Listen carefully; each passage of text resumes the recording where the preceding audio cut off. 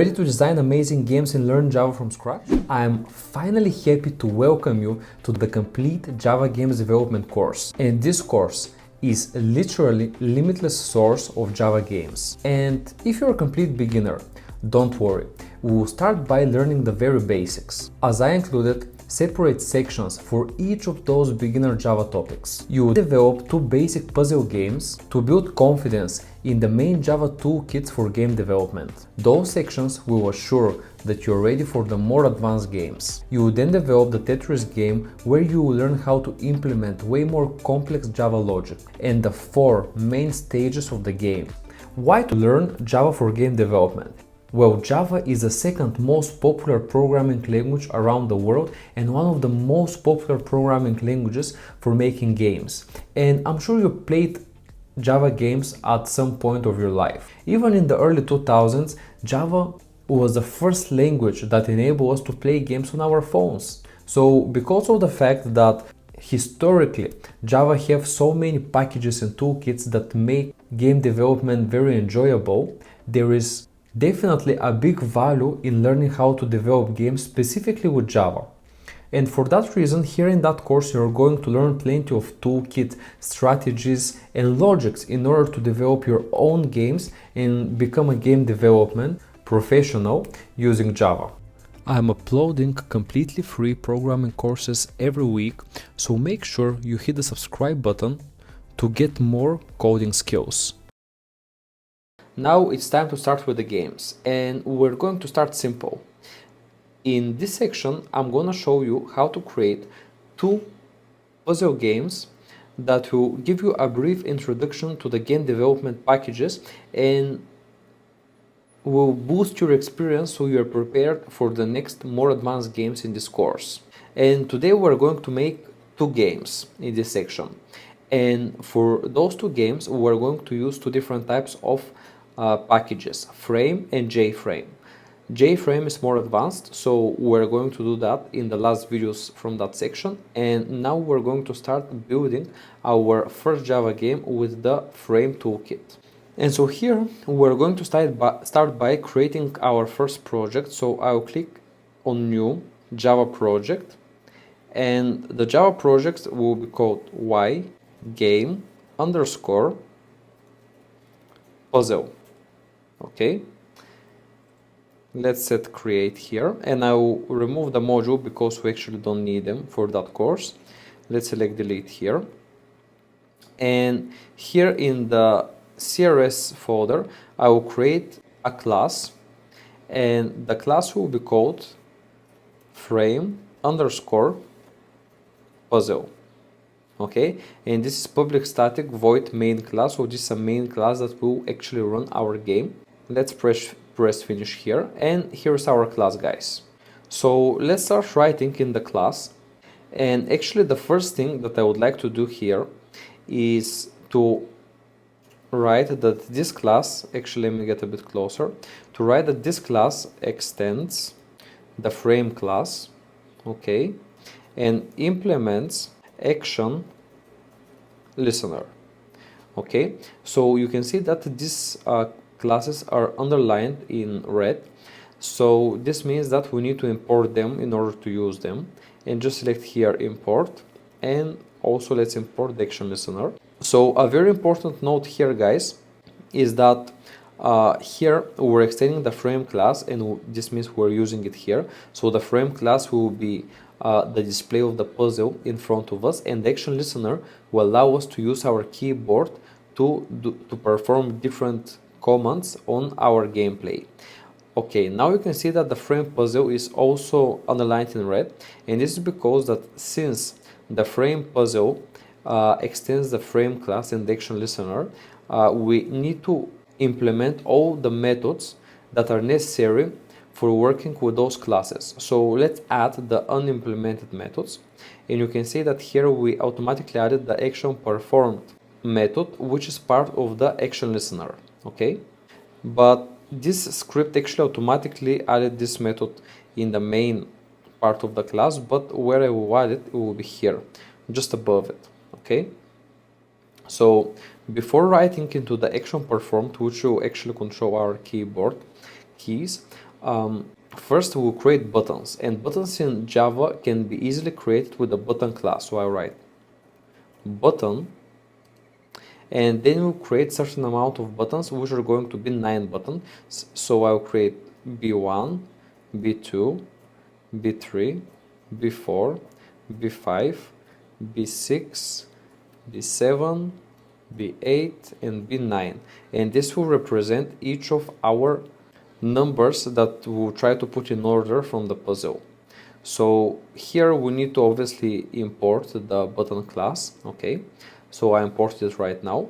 And once you're ready with that, we need to create something called constructor. Okay, so constructor is usually a function that allows us to call the frame puzzle class only if we add certain attributes or if we pass some parameters in order to create an object from that class. And since we want to create now different type of buttons in the constructor, we will require the user to put all the buttons and their locations that we want to add on our gameplay. So let's write here frame puzzle. Okay, and now Java automatically knows that this is a constructor. Okay, and now let's write super puzzle frame. Okay, this will be the name of our game. And then let's write each of the buttons. So I write here b1 equals new button, and here in the brackets you need to write what is going to be displayed in that button. So in the first button I would like to display 1. Let's write a semicolon here, and then I'll write b1 dot, and now this b1 is of a type button, so it can implement all the functions from the button class. So setBounds is actually a function from the button class, and I can write here setBounds, and you can select here the width, the height, and the location of the button. So I write 50 on 100 on 40 on 40. So while the size will be the same for all the buttons, obviously the different buttons will be displayed at different locations initially. So let's copy that, and I will display it actually for every button. So we need to display it 9 times. Okay, and now we need to write, instead of button 1, the next one will be button 2. Okay, it will be displayed on 100 on 100 40 40. Okay, then we will display button 3, which will be displayed on 150. So you can see that there is 50 pixels difference or distance between the buttons. So you can see that those three, 1, 2, and 3, they are on the same line because they are on 100 y direction, but they are on 150 x separation, so they are separated one after another in the same row. Okay, so we have 1, 2, and 3. Then this will be 4 and 4, and here is 4, and button 4 will be on 50, 150, 40, 40. And then button 5, let me write 5 here. Button 5 will be on 100, then 150, 40, 40. Then button 6 will be close to the button 5. So here we'll have 150 on 150. Okay, on 40 on 40. And then button 7, here we go, button 7 will be displayed on 200 and then 50. Then button 8, let me change this to 8. So button 8 here will be displayed on 200 and the X location will be 100. Okay, then button 9 will be displayed at 150, and then here will be 200 as well. Okay, so these are all the 9 buttons that we would like to see on our screen. Okay, so once we are ready, we need to add an action listener to each of the buttons, so we are able to control them with the keyboard or the mouse. So I write here b1 dot add action listener. Okay, and here I write this, and we will do the same for the rest of the 9 buttons. Okay, and finally 9. Okay, let me change this to the corresponding buttons 5, 6, 7, 8, and then 9. Okay, so each of them, it has already the action listener. Now we would like to add them to our gameplay, so I would add b1 semicolon. Okay, and we're gonna do the same with the rest of the buttons as well. So you can see that almost all the tasks here are completely repetitive, which is on one side boring, on the other side it's actually quite good because it's very easy to understand the concepts here. 8 and 9. Okay, and now we're gonna set the size of our gameplay, so I'll do set size, and the size will be 400 on 400, so we have square screen. Then set layout will be equal to null, and then set visible will be obviously equal to true. Okay, and that will be our constructor. So when we run the class puzzle frame puzzle, we are going to start it with those parameters. Okay, this will be basically the initialization of our class. So once we're ready with that, the next thing we need to do is to actually work into the action performed class. Okay, and here it is, public void action performed, and here we can actually start typing our action performed class, or enable the keys to type on our game. And now there's one very important thing to understand when you're doing puzzles, guys. So let me actually run the completed code, because it's very important to explain this to you. Now when you run the code, what you want to have as a logic, so you already have all these buttons displayed, imagine that you have them, but you didn't have the functionality yet. So you have few requirements to your code. First of all, you want, when you select a button but there is nothing near the button, okay, there is not empty space near the button, you wouldn't like any modification to happen. Okay, and this is easy because you don't need to do anything in your code in order to enable that functionality. But the things become more complex when you want to swap 8 and the empty space when you hit 8. So what you would like to do is to say to your code, when you hit 8, that 8 swaps with the empty box that's surrounded. And since we're first going to do this with 1, we would like to enable this functionality, right? We would like, when we hit 1, to go into the empty space. And now how to do that? First of all, so you can see better, I will write here in the main class, I will write new frame puzzle. Let's close it. That's it, and let's save it. So here in the main class we already run the frame puzzle class, which is here. And if you run the game now, you see that you simply have a matrix of different type of buttons. So you have here the numbers from 1 to 9. Okay, you don't have any empty space. But how to enable that? Well, let's see. So let me quit the game and let's start writing in the action perform class. So let's first add the functionality for button 1 and then try to understand it. So here I will do an if statement, and I will write if e dot get source equals b1 or button 1. Okay, so this means that if the button 1 is clicked, so if we get the source of button 1, okay, then what I would like to do is to create a string label equal b1, okay, dot get label. Okay, and what this means is that the information stored in button 1, which let's say is gonna be 1 at first, is gonna be stored in this variable label. So label will be equal to 1, or to what is in button 1.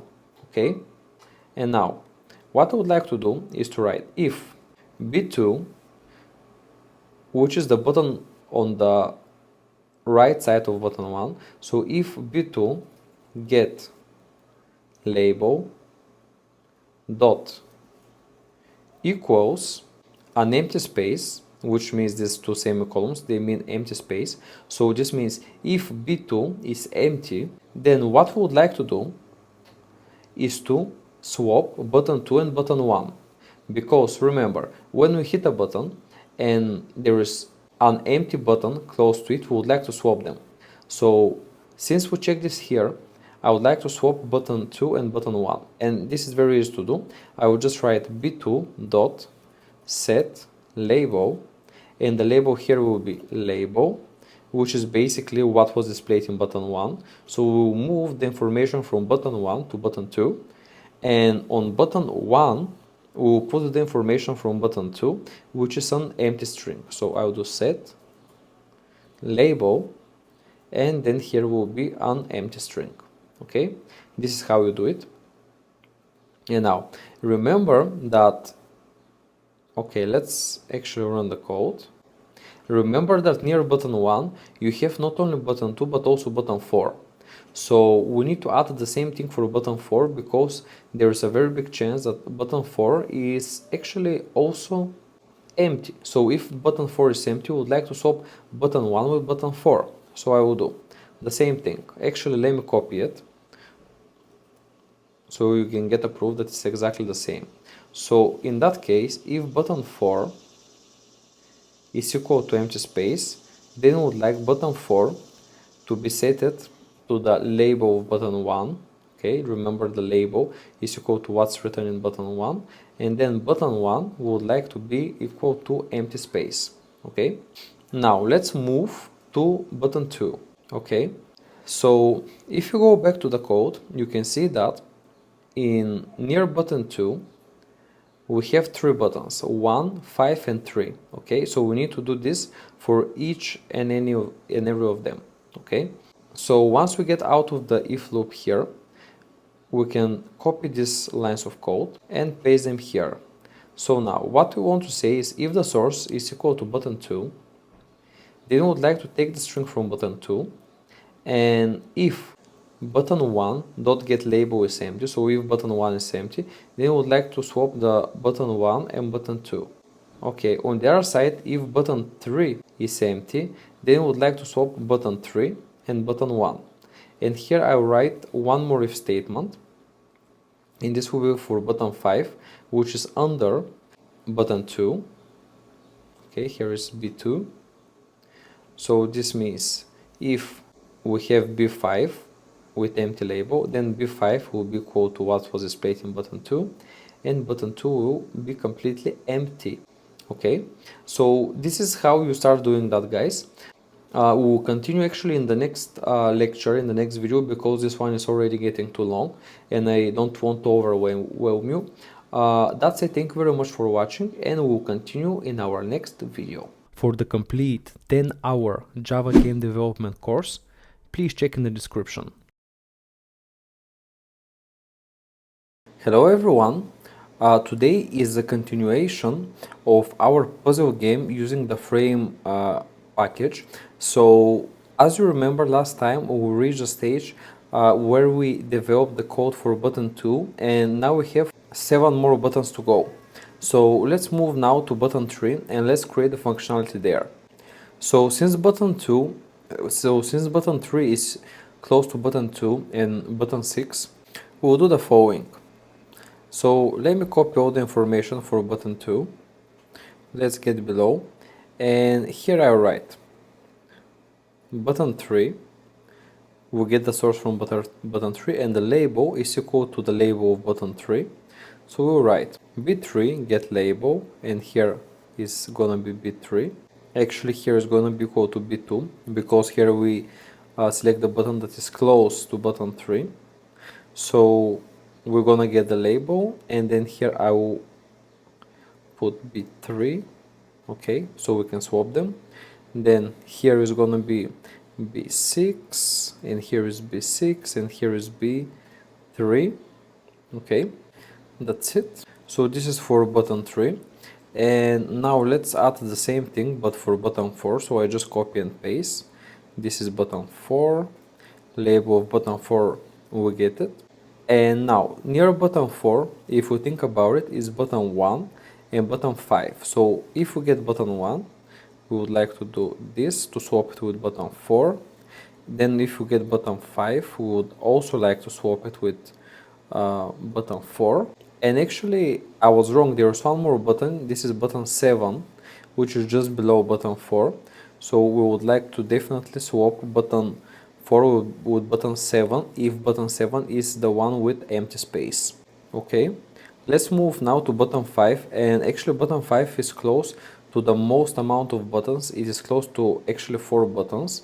So let's get the label of button 5, and the buttons that button 5 is close to are 2, 4, 6, and 8. So first we're gonna go 2. Okay, button 2, we swap it with button 5. Then we have the button 4 that we swap it with button 5. Then we get button 6 that we want to swap it with button 5 in case we get an empty space on button 6. And finally, I will add the button 8, which we also want to swap if we get button 5. Okay, so now moving on to button 6, which is close to button 5, 3 and 9. So let's get the source of button 6, and I will just change the last set label sentence to that. And okay, so as we said, this is close to button 3, 5 and 9. Okay, let's save that.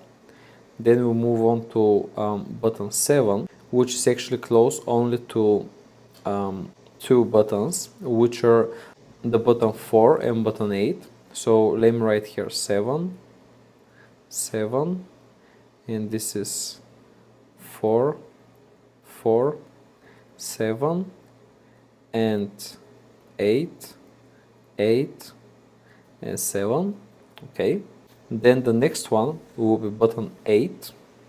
Okay, so button 8, as you know, it is actually close to button 7, 9 and 5. So button 7, okay, 7. Then we have here button 9, okay, and then here we have button 5. So let's change that to 5. Okay, and finally we're going to do the same thing for button 9. So button 9 is close only to 2 buttons, which are actually the button 8 and button 6. So I write here 6, 6, 9, and then 8, 8, and 9. And let me remove that. Okay, so let's save our code, guys. And you can see that now when we run the game, let me run it from here. So when we run the game, actually nothing changes because we didn't yet added the button with the empty space. Okay, so let me quit this here, and let's do that in the combination with the final code below. So here I will do if. So let's add a functionality for checking whether the player win or not. So player win is if button 1 has label 1, button 2 has label 2, and so on until label 9 and button 9. Okay, so in order to win, we need to write b1 get label needs to equal, so equals needs to equal to 1. Okay, and we also want the same thing to be valid for button 2 and button 3 and button 4 and button 5 and button 6 and button 7 and button 8 and button 9. So let's just change this here. So button 2, 2, and then we have 3, and then we have 3 here as well, and then here is also 4 to be equal to 4, 5 to be equal to 5, then we have 6 needs to be equal to 6, 7 button 7 needs to have label 7, then button 8 needs to have label 8, okay, and finally button 9 needs to have label 9, okay. Let's save that. So we check if this is the case, if all the buttons are equal. I'll write J option pane dot show message dialog, and here we're going to write a simple message to be displayed to the user if you win. I'll write this since we're in the function, comma, congratulations, you won the game. Okay, so this will mean that you're the winner and you won. Okay, so let's save that. Okay, so we're ready here, and one last thing I will do, guys, is instead of label 9, I will actually remove it and I will place here 8, and on the place of 8 I will add empty space. Okay, so we will have the aim to position the numbers from 1 to 8 and we would be able to have one empty space. Okay, so let's run the game now and let's see if everything works. So now you can see that the empty space is right here between 7 and 8, and if I just move 8 here, now you can move each and every of the buttons and you can see that the game is working perfectly fine. And just because of you, I will actually try to win. Okay, now when I move 8 here, nothing happens, and this is just because I also added the last button 9 here. So I will actually have to remove it, guys. Let me remove it, so we have just the buttons until 8 for validating that. And you can see that when I run the game again, and if I press 8 here, you will immediately get the message, and the message is congratulations, you won the game, just because all the buttons now are positioned in the right way. That's it, guys. Thank you very much for watching. This was the game, and this was your first Java game with Frame, and in the next videos I will show you how to create literally the same game but now way more advanced when using the JFrame package, which is actually going to be the package that we will be using throughout the rest of the games. And that's it. Thank you very much for watching, and I will see you in the next video. Part 1. Hi guys! As you remember, in the last video we created the puzzle game using the frame package, but now it's time to move to a little bit more advanced package, and this will be the JFrame. JFrame is slightly different than frame, so the frame package was created first and then the JFrame implemented way more functions and capabilities inside. And this is why I'm showing it to you after you were able to solve the frame videos. So now here in the same project, in this package I will create a new class, and the class will be JFrame puzzle. Okay, and this will be public static void main class. Okay, so let's get a bit closer, and you can see that here basically we have a similar thing to what we had before, and in this time I will extend, or this class will extend the JFrame and will implement, okay, the action listener again. Okay, the action listener class. So let's add both of those classes. I will import the action listener and I will also import the JFrame class. So let's import just both of them. And also I will implement the unimplemented methods from the puzzle class here, and I will add them outside the main class. Okay, right here. And now again, instead of button, this time we'll create a J button. So J button will be showing few types of buttons from button 1 to button 9. So B1, B2, B3, B4, B5, B6, B7, B8, B9, and next. Okay, so we have few types of buttons. One of them will show next. Let's import the J button here. And after that, to name the game, I write super J frame puzzle. This will be the name of our game here. And after that, let's create button 1 will be equal to new J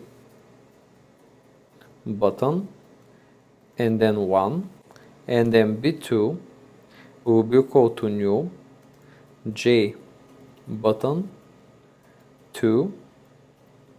Okay, and let's just copy and paste now, since we're lazy to write the same thing over and over again.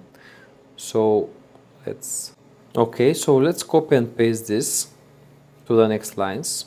Okay, so next will be 3, 4, 5, 6, 7, and we need 2 more buttons. Okay, here will be 8, and here will be next. Okay, let's actually also add the empty button here. Okay, this is how it will be, and then I would like to mix them a little bit. Okay, so let's, for example, place the empty button under 1, then button 2, let's place it under button 8. Okay, just for little more variety. And here of course we need to change this to, okay, here it will be B2, B3, B4, B5, B6, B7, B8, B9, and then next. Notice that that each button not necessarily has the exact number inside it, and this is because sometimes, for example, on button 2 you would like to have the empty space and place the label 2 on the last button, which is 9. Okay, but that's not a problem. It will actually make our game more interesting and harder to achieve. So after that, let's actually write the coordinates for each of those buttons, and let's write button 1 set bounds, and then I write 10, 30, 50, and 40. Okay, so let's copy that now and let's paste it about 9 times. Okay, and now the next button I would like to be displayed on 70, on 30, on 50, on 40, and this will be B2. Okay, and actually guys, I noticed one thing that I actually forgot, and I apologize for that, is that all of those are actually in the constructor of our game. So I write JFrame puzzle. Okay, and all of those I would like them to be in our JFrame. So here I write a curly bracket, and here I will actually end the curly bracket, so this can be in the constructor, and you can see how now everything is fine here, and it gets the covers, which means that Java understands what it is. So let's write button 3, button 4, button 5, button 6, button 7, button 8, and button 9, and then we'll have one more button, which will be the button next. So here I write next. Okay, so let's change now here the coordinates. So this will be 10, actually 30, 50, 40, then 70, 30, 50, 40, then the next one will be on 130, 30, 50, and then 40. Then we're again going to start from 10, but here will be 80, 50, 40, and 50, 40 is the size of the button, and 10 and 80 it's simply the location of that same button. So then let's write 70, 80, 50, 40, then we'll have 130, 80, 50, 40, then we'll have 10, 130, 50, 40, then we'll have 70, 130, 50, 40, then we'll have 130, 50, 40, and the final one will be 70, 200, 100, because this will be our next button. Okay, so that was the very initial setup. We have quite a few other lines to add in the constructor, guys, but I think that was enough for today. Thank you very much for watching, and we're going to continue in the next video. Hello everyone and welcome to the second part where we develop the puzzle game using the JFrame. As you can see, we're still in our game constructor here, and we're gonna do something quite similar to what we've done to the first puzzle. So now I'm gonna add the functionality where we actually add the buttons that we already created inside our game. So let's do add, actually let me get a bit closer. So let's do add B1, okay, and now you can simply copy and paste this for the rest of the buttons, and there will be 9 in total. Okay, so here I write B2, B3, B4, B5, B6, B7, B8, B9, and here we're gonna write the next button, which will also display. So in that way our game will actually look way more presentable comparing to what we've done with the frame class. Now let's set now the action listener or enable the buttons to perform certain action when we click on them. So I will do b1 dot add action listener, and then I write this here, and we will obviously do the same for the rest of the buttons, including the next button, because we also want to have some certain action that happens when we press the next button. So 3, 4, 5, 6, 7, 8, 9, and then next. That's it. And the final thing we need in our constructor is to set the size and the background. So now I'm gonna set a different background on the next button. So I write here set background, and I would write color dot, and let's make it black. Okay, and now here we get an error that is removed simply because we have now added the color class here. Okay, let's continue now, and I will press here next dot set foreground, and the foreground will be also a different color. So I will do color dot, let's say green. Then let's set the size of our screen, so set size, and the size will be 250 on 300. Okay, now let's set layout, okay, and this will be null. Now let's make the screen visible, so set visible will be equal to true. And finally here we enable the window to get closed by clicking the X button, okay, or this is the button that actually when you click it the window gets closed. So you can do this by writing set default close operation JFrame dot exit on close. Okay, so exit on close means that once we select the X button, then the window gets automatically closed. Okay, so that was our constructor, guys, and now we can start actually building the main functionality, which is here in the keys. And let's write now if in bracket e dot get source, actually here is get source, okay, equals next. So this means if we press the next button. So here, guys, we're gonna set up what would happen when we click the next button, and the idea for next button is to change the layout of our window. So actually I'll run here the ready game so you can see what the next button should do. And if I run it, you can see that when we hit the next button, it actually changed the position of the number, so the game is a bit harder for us.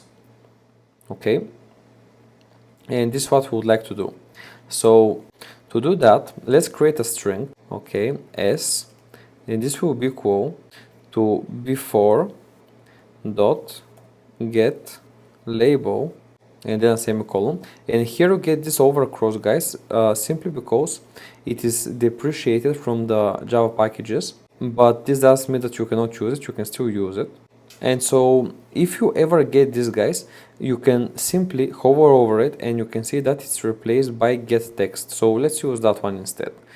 So let me do get text, and you can see that this one is not depreciated, so we can freely use it, and it's obviously more advanced comparing to the other one.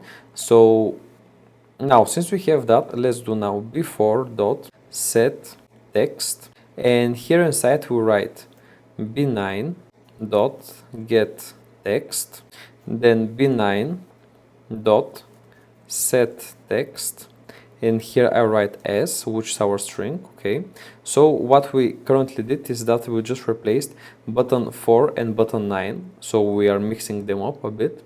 Now we can do our next move by writing s equals b1 dot get text. Okay, and then let's write b1 dot set text, and here we would like to set the text on the b1 to b5, so I will do b5 dot get text. Okay, and then in b5, so b5 dot set text, we will place s, which is the one that took the label of the b1. So here we replace b1 and b5. And finally, I will do the same thing for b2. Actually, let me copy that because it will be easier. So let's copy it and place it here. So s in the final case will be equal to b2, and then we will do b2. So we're gonna reset the text of b2 now, and this will be equal to b7, and then the text of b7 we're gonna set it to the text that is on s, which is the initial text of b2.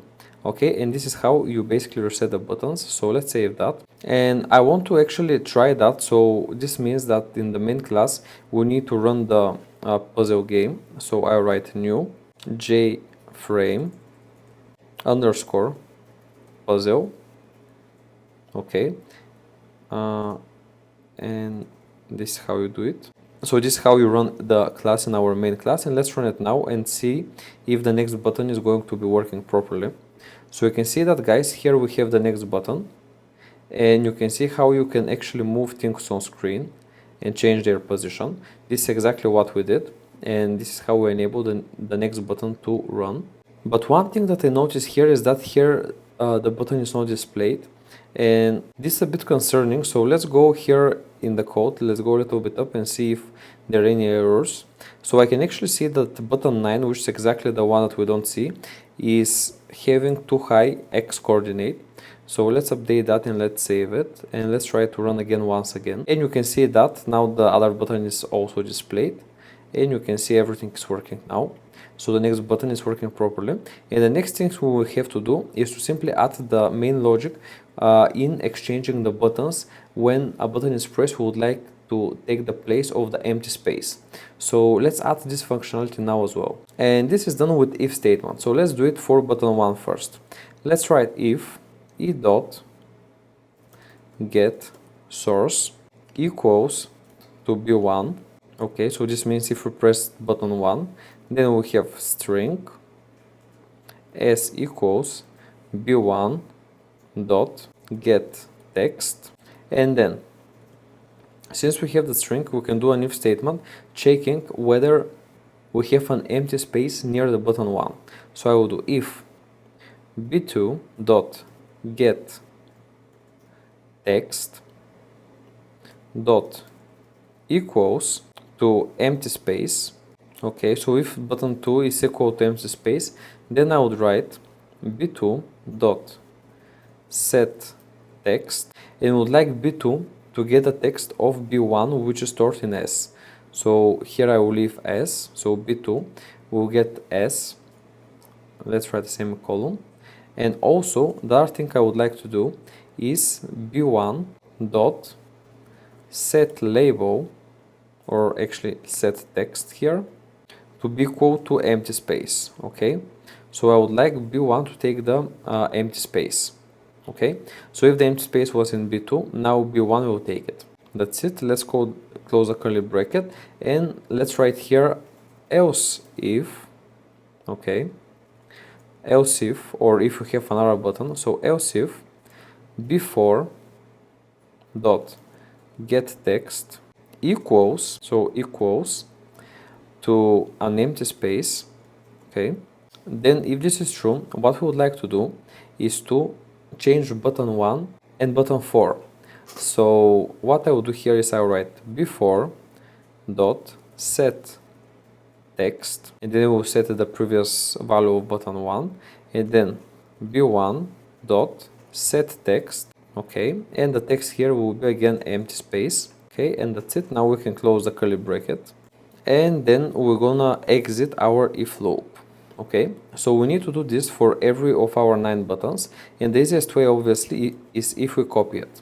So let's copy that, and here we'll write it for button 2. So we're gonna get the source of button 2, and since button 1 is equal to button 2, if button 1 equals to empty space, then we would like B1 to be set with the label of B2 and B2 to be set of the label of the empty space which was the previous of B1. Then another case is if we have button 3 with empty space.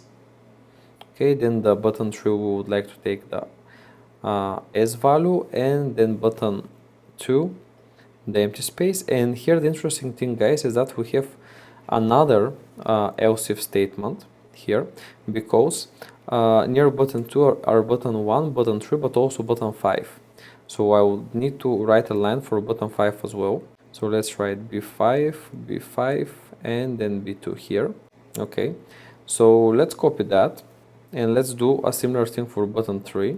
So here I write B3, B3, then here instead of B1 I write B2, B2, and then B3.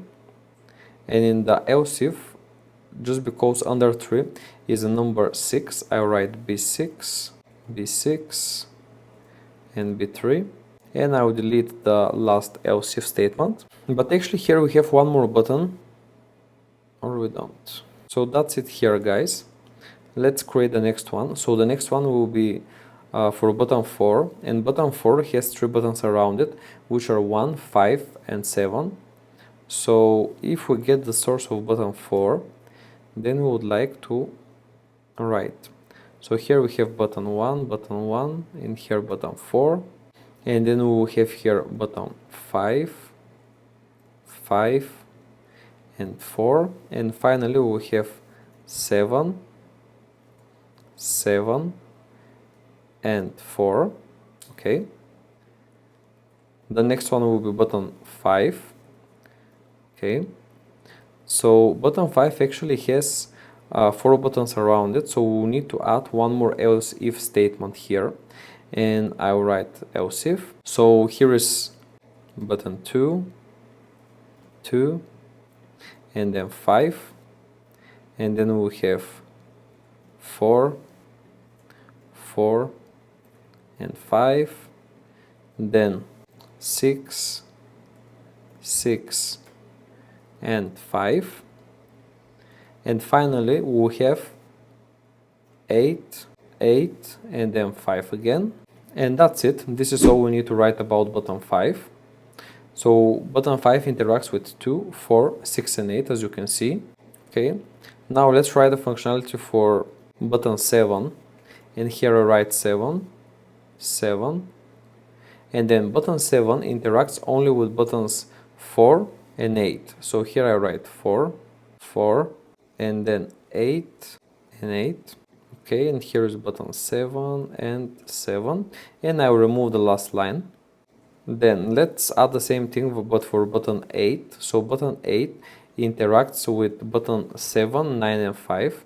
So here I write 7, 7, 5, and then 5, and then 9 and 9, and here will be 8, 8, and then 8 again. And I notice also that we missed the button 6, so let me add it, just 5. So for button 6 we have interaction with button 5, which is actually here already, button 3, so I will change that to 3.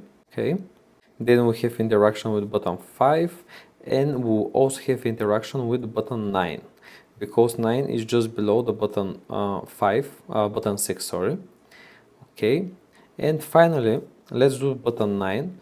So button 9 has only interaction with button 8 and button 6. So here I write 8, 8, 6, and then 6 again. I will remove the last line, and here I will change button 4 to button 9. Okay, let's save that.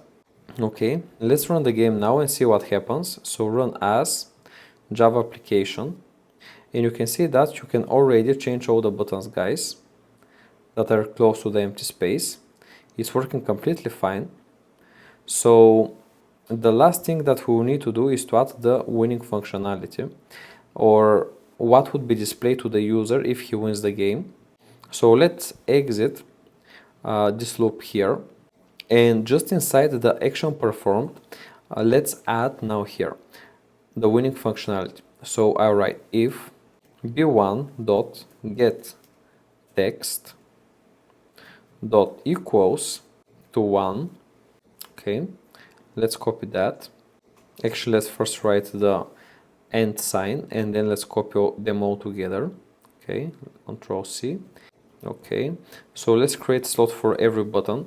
So now we have 6, 7, 8 and 9 buttons. Okay, so let's change their label. So button 2 would like it to be equal to 2, then button 3 to be equal to 3, then button 4 would like it to be equal to 4.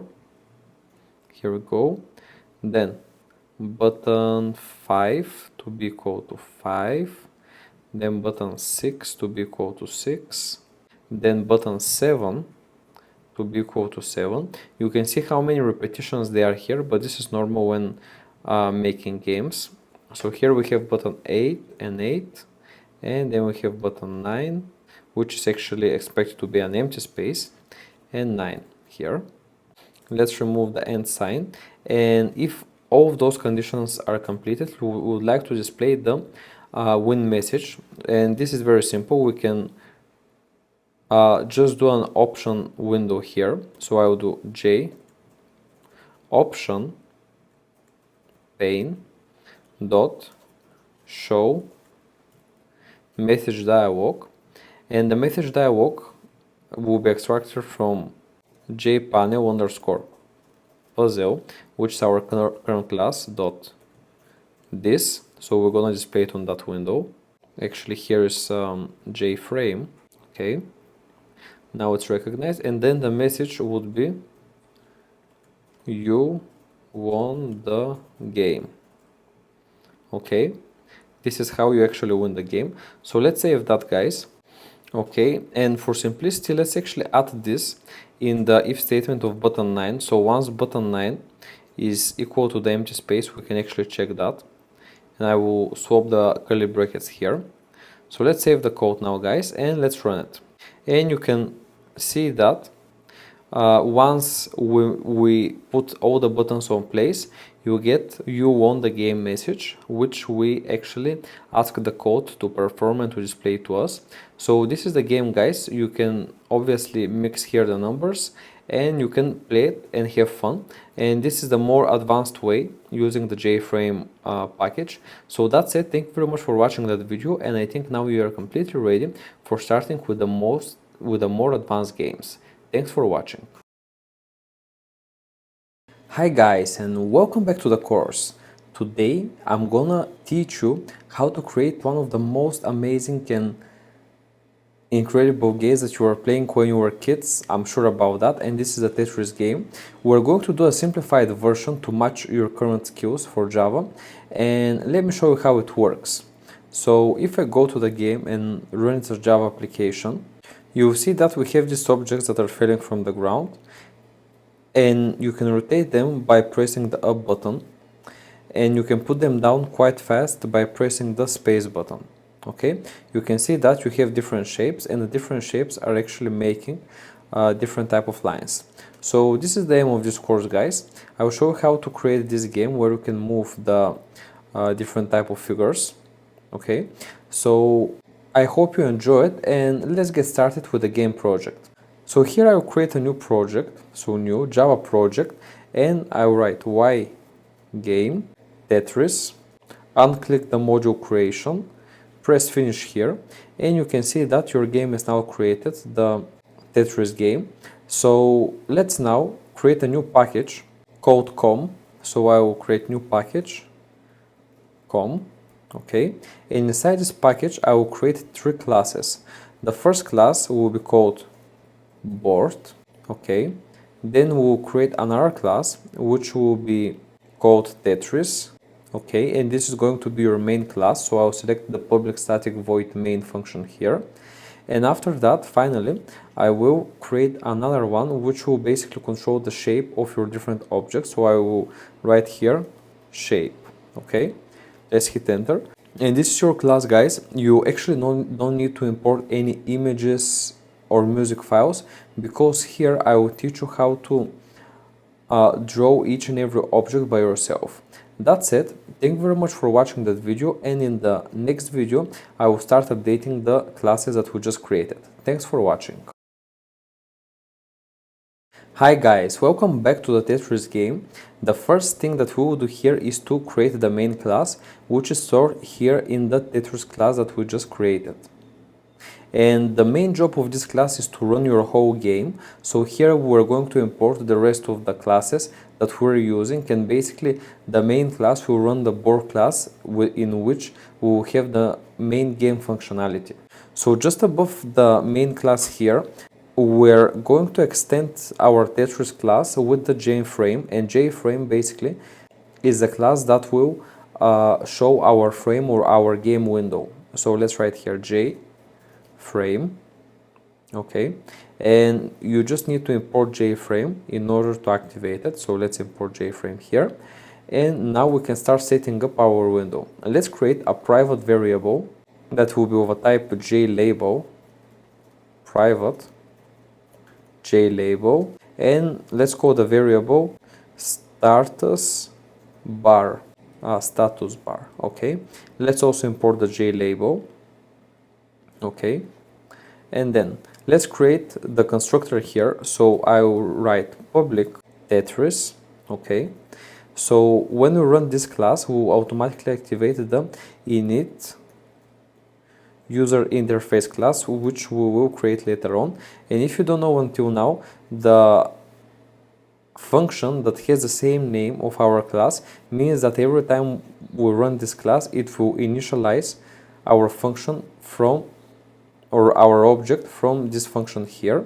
And since this function calls the init UI class or method, now we're going to write it down. So let's do private void init user interface or UI, and then let's write status bar, or the variable we just created, will be equal to new JLabel 0. Okay, and this will be our initial status. Then I will write add status bar, comma, border layout dot south.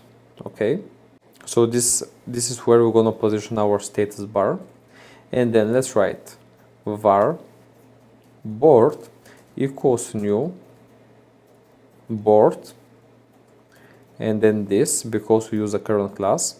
And for now we'll get an error here because still we didn't update our board class to accept arguments, but this we will do later on inside the board class. Okay, so after we do that, let's add the board inside our frame, add board. Okay, and then board dot start. Okay, and then let's write set title, and the title will be Tetris. Okay, the title completely makes sense. So now let's set the size of our board. So I write set size 200 by 400. Okay, and then let's set the default close option. So I will do set default close operation, and this will be exit on close. Okay, and finally we'll set location relative to, and to relative to nothing, so I write here null. Okay, and this is how, guys, you set the whole board. This is the initialization of your board. So Now let's set here the status bar, and I will write a J label get status bar, okay, and here we will return status bar, okay. So this will be the getter for the status bar here. And once we're ready with that, now we can actually write into our main class. So first of all, we need to create an event queue here, event queue dot, and here I'll write invoke later, okay, and I will transfer this and actually run our game. So var game equals new Tetris, okay, and also game dot set visible, and this will be equal to true. And this is how we run our game, guys, from our main class. Quite simple. So this was everything that you had to write in the main class in order to make it work. That's it. Thank you very much for watching, and in the next video we're going to continue with our shape class, in which we're going to define all the methods and functions in order to build our shapes of the elements. Thanks for watching. Hello everyone, and welcome back to the course. Today we're going to start designing the shapes, or the methods that will define the shapes of the objects that we're positioning into the Tetris game. To do that, we're going to use some combination of methods and enumerators. So let's here in our shape class first create one enumerator. Let's write protected enum tetrum ion OE, and then let's write certain values here. So first value will be no shape, then Z shape, then S shape, then line shape, then T shape, square shape, L shape, and then mirrored L shape, okay. So these are all the types of shapes, or how they are called, that we're going to use. Here's no shape, okay.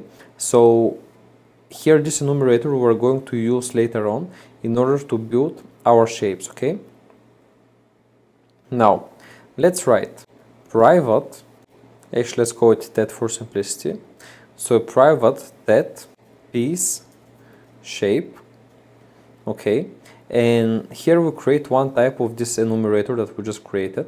So the enumerator is basically as a blueprint of the object piece shape, okay, and then let's write private int chords, okay, and this will be a matrix integer, matrix array. Let's create another one, private, let's do it with 3 cells, chords, table, okay, and here we create a table with all the coordinates of our shapes. Here's an integer, okay,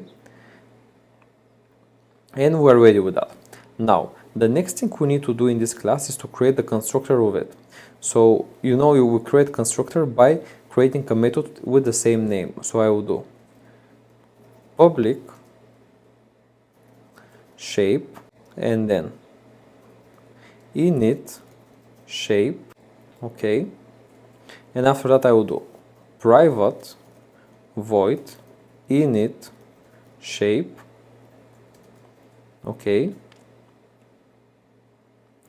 And this means that in our constructor we're going to run this init shape function, which we're going to write right now.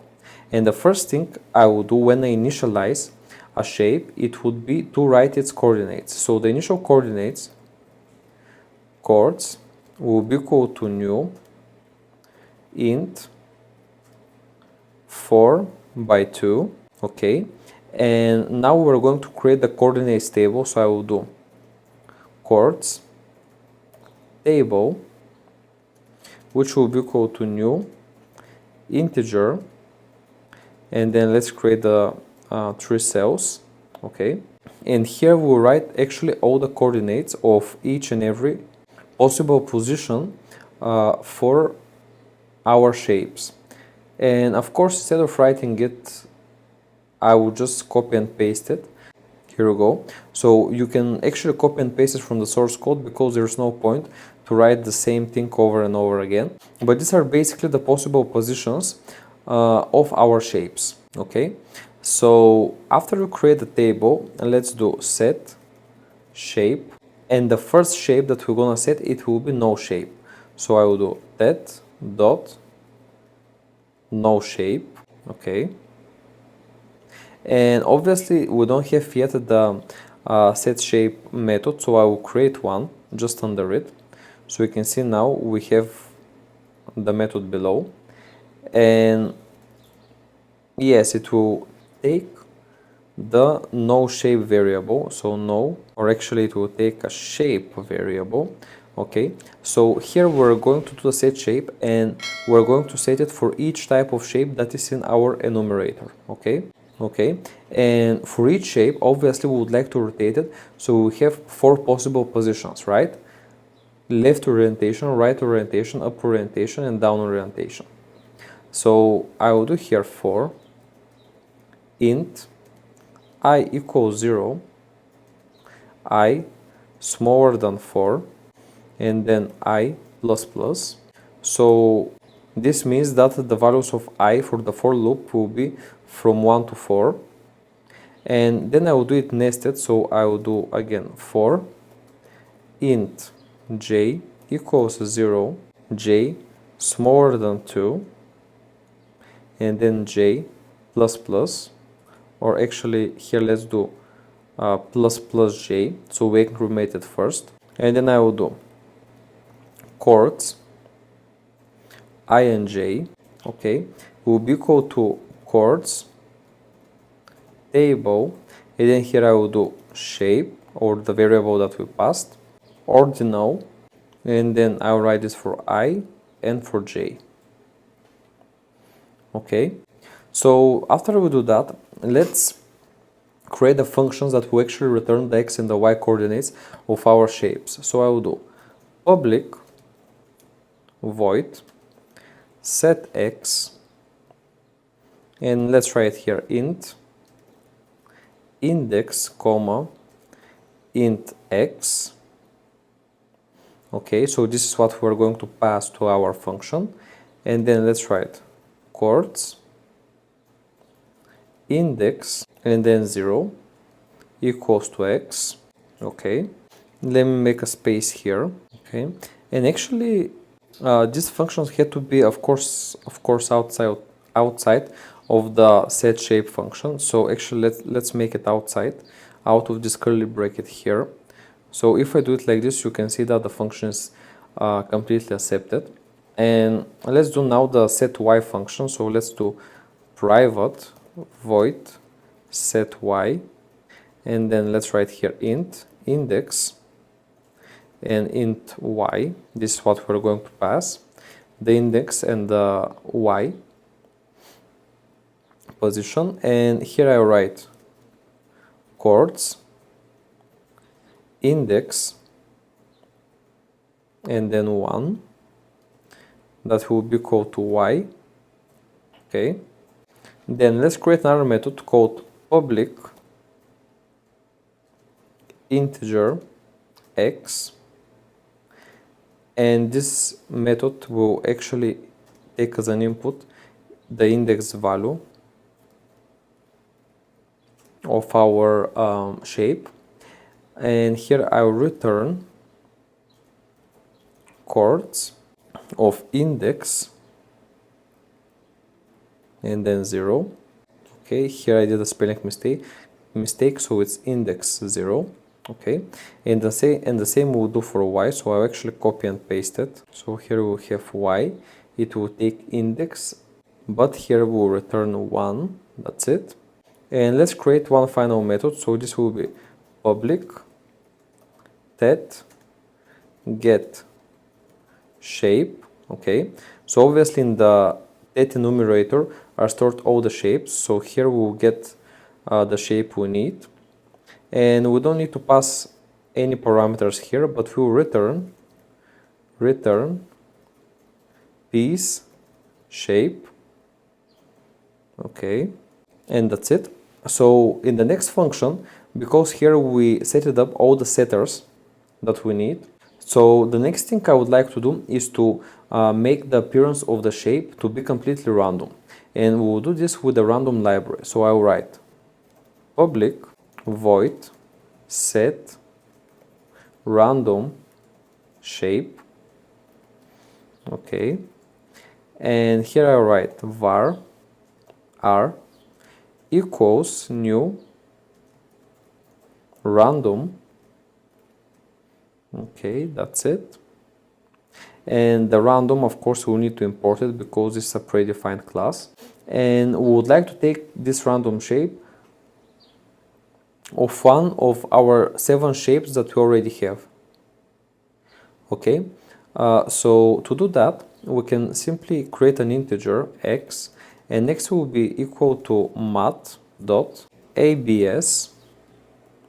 and in the brackets I write r dot next int, or next integer, %7. Okay, that's left from 7 plus 1.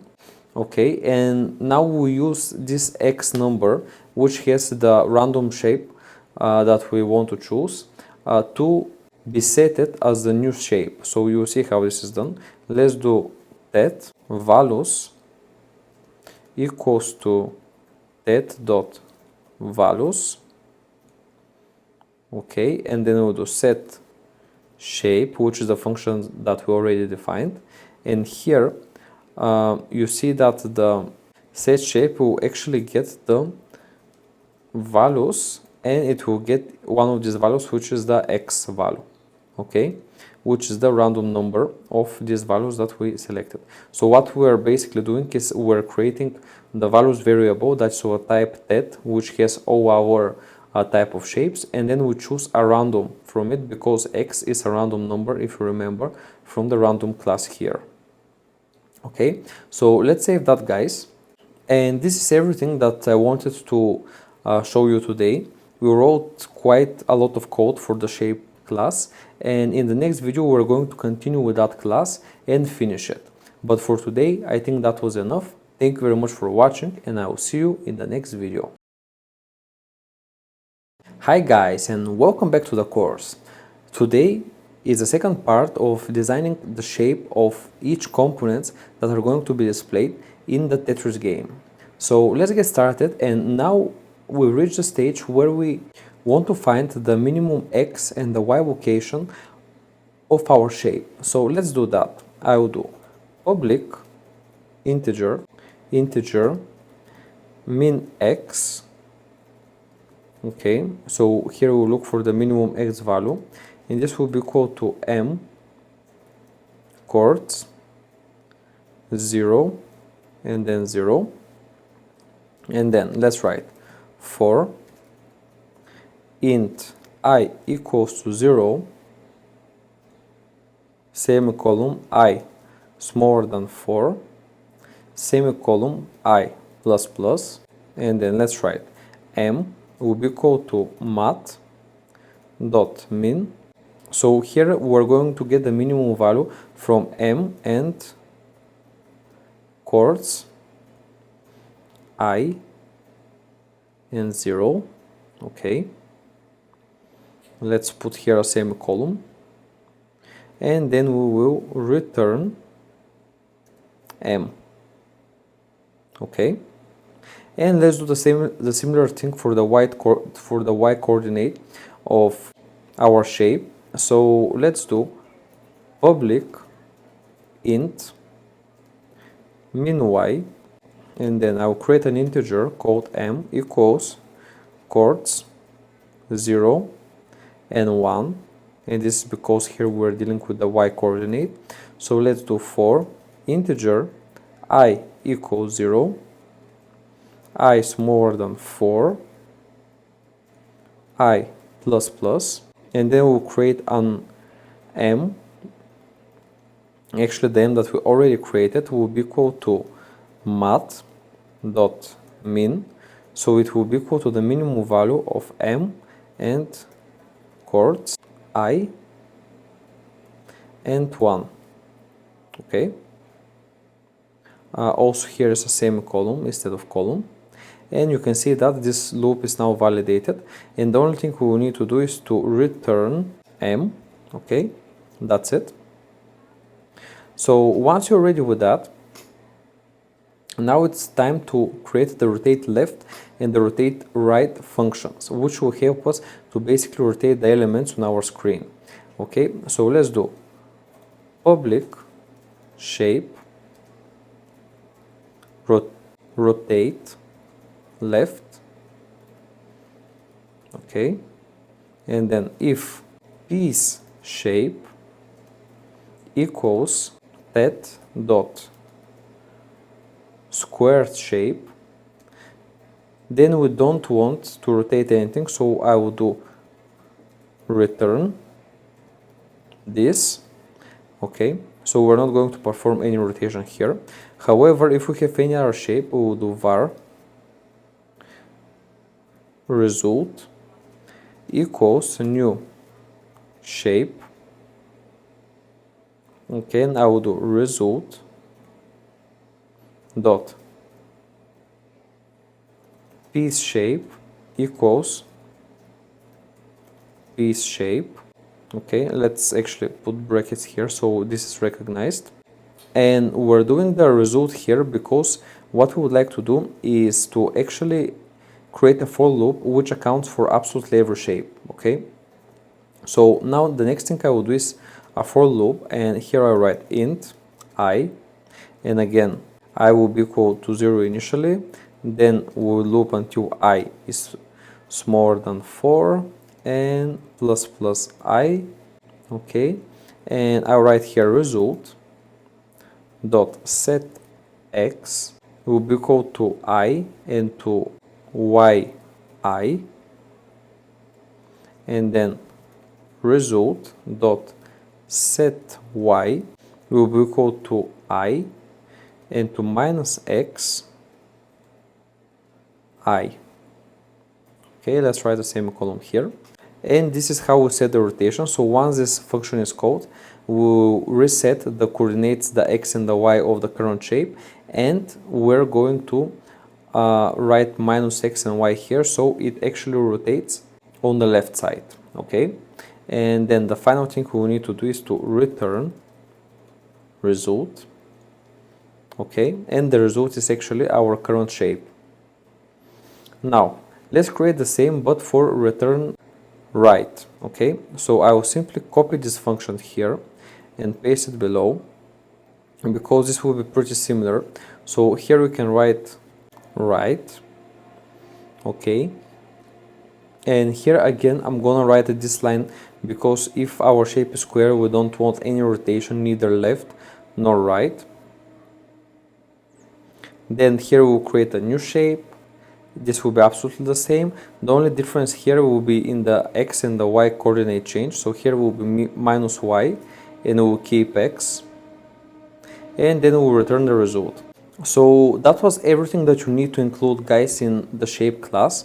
We're ready with that. So this means that we're ready with the shape and with the Tetris class, and now in the next videos, the next few videos, we're going to start adding the main game logic, which will be in the board class.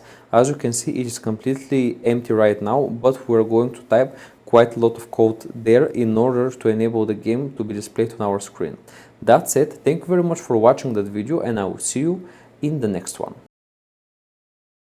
Hi everyone, and welcome back to the course. Today we're going to update our board class and we're going to build it from scratch. We already created the Tetris class, and you can see that here we're getting some errors, and this is just because we didn't yet work with the board class and some of the methods here are actually not recognized yet. So we're going to work on that, and the first thing that I will do in the board class is actually to add the main parameters that we're going to use throughout the functions inside it. So the board class will obviously extend the J panel since we would like to display our game in a panel. So I will do extends J panel. okay, and I will import JPanel here. So after that, let's write private final integer, and we'll set up the board width here. So I'll write board width equals to 20. Then let's write private final integer board height will be equal to 22. Then write private final integer period interval, which will be equal to 300.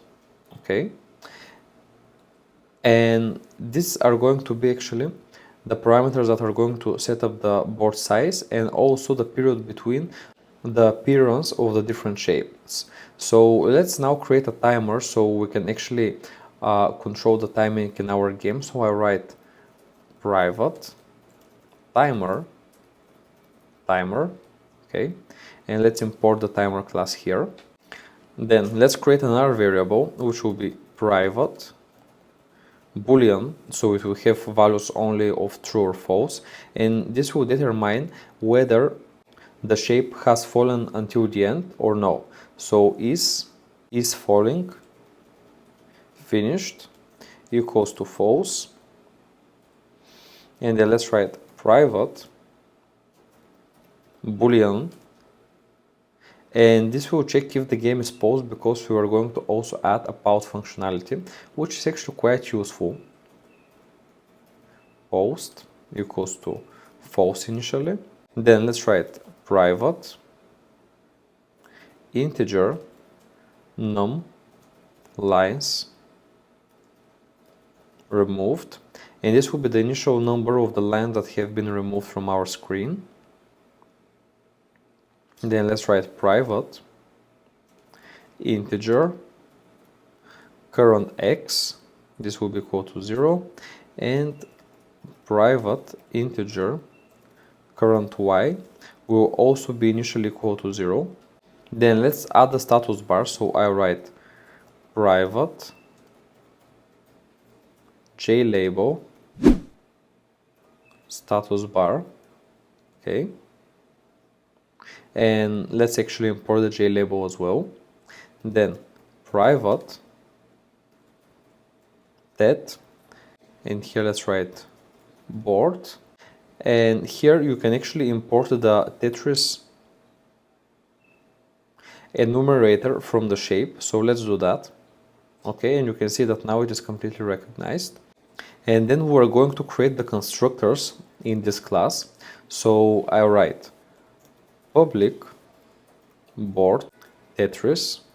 Actually, let me write this inside a bracket, so Tetris parent init board parent, okay, and after that let's write private void init board, and then Tetris parent. Okay, so obviously here what we're doing is something that we did in the previous class as well, and here we're first creating the constructor which runs the init function, and then in the init function we'll add the main functionality to run the game. So this is what we're going to do right now, and I write here set focusable equal to true. Okay, so our window is focusable. Then let's write status bar equals parent dot set, actually let's do get status bar, okay, and this is how you actually get a status bar displayed on your screen. Okay, and this is actually everything we need for our constructor. So now let's add the functions that are going to be setting the square width and height. So I write private integer square width, okay, and then I write return integer, okay, and then let's write get size. dot get width divided by the board width. Okay, so basically the width of each square will be the actual width of the shape divided by the board width. Okay, so let's do the same for the square height. So I will do private integer square height. Okay, and then I'll write here return integer and then get size. Actually, this should be outside the bracket, so get size dot get height divided by the board width. Actually here will be height. Okay, board height. And finally, let's write the function which will actually detect where the shape is at. So I write private tet shape at, and then let's write int x and int y.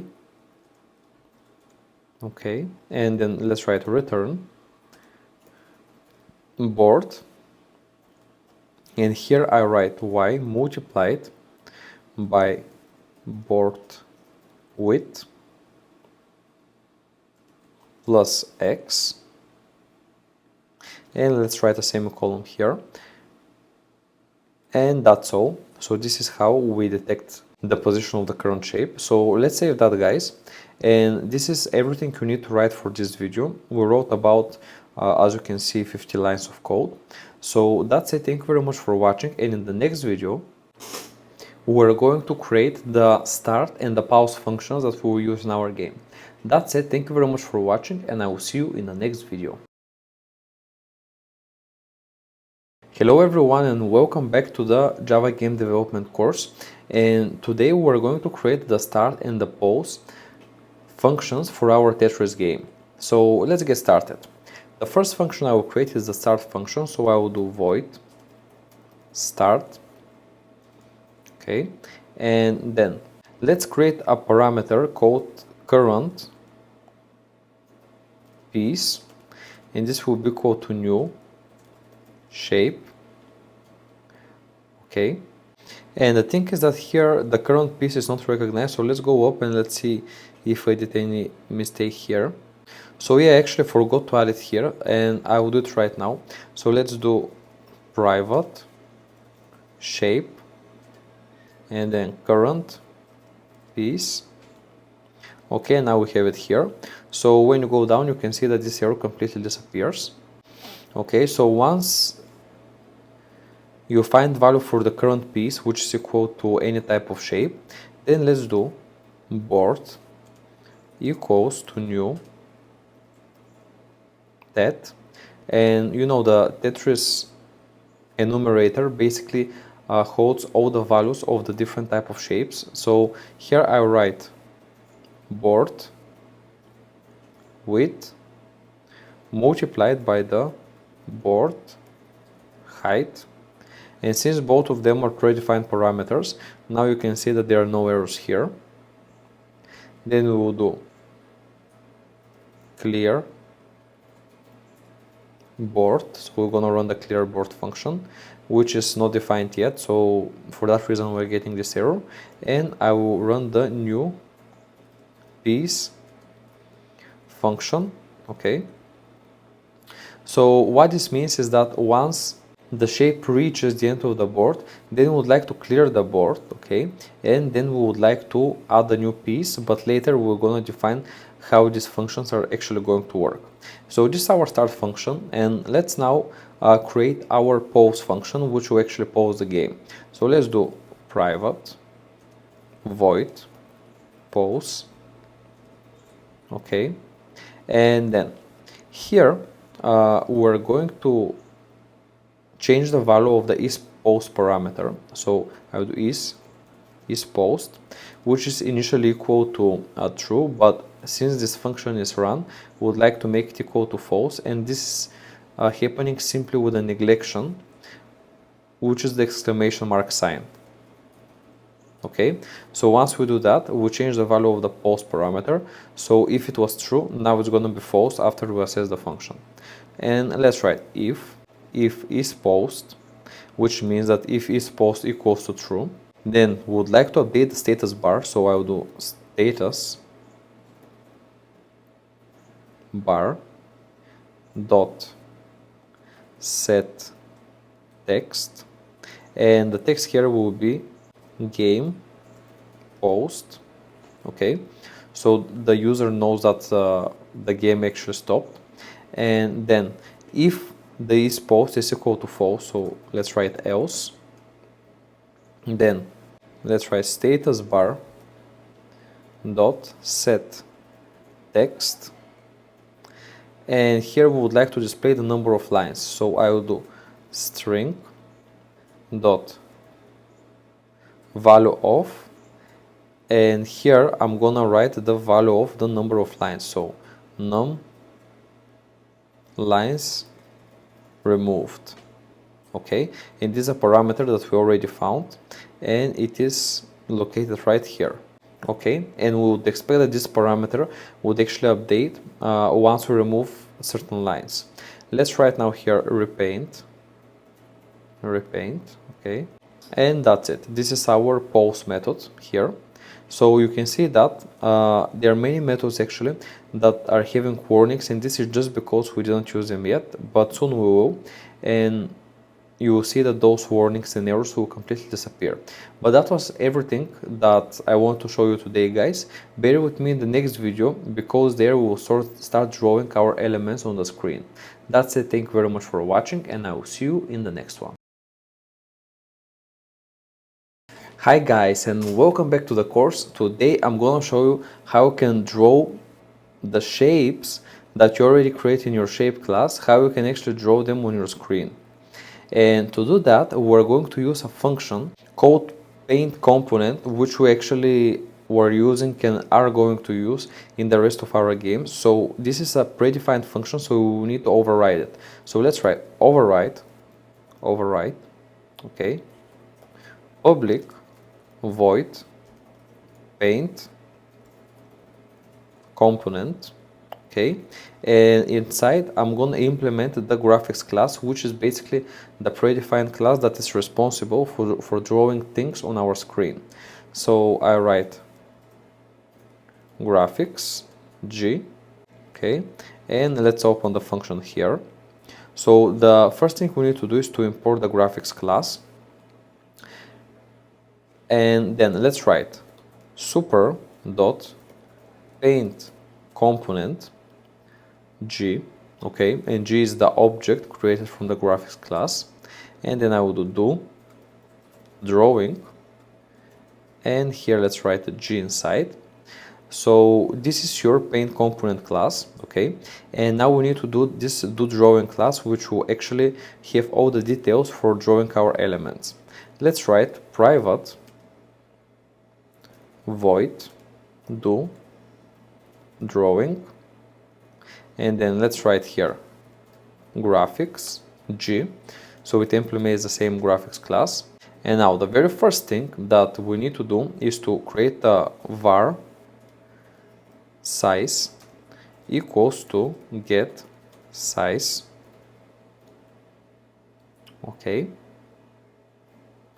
Then we need to find the board top, because we always want our pieces to be displayed from the top of the board. So let's create integer board top, and this will be equal to, okay, let's make sure that it's an integer variable, size dot get height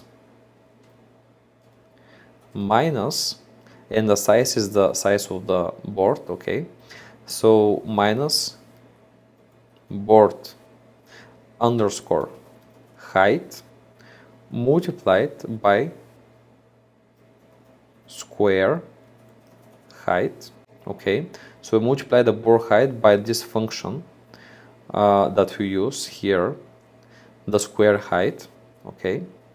So basically, instead of writing this line here, we're simply writing square height. Okay, very simple. Now, once we're ready with the board top, now we can create a for loop which will loop from 0 to board height. Okay, so this will basically enable us to repaint and redraw our shape on different locations on our screen, and for that reason this will be a nested for loop on the board height and board width. So let's do for integer I equals 0, comma I smaller than board height, I plus plus, and then for int j equals 0, comma, semicolon, j smaller than board width, comma, j plus plus, and there is a typo here,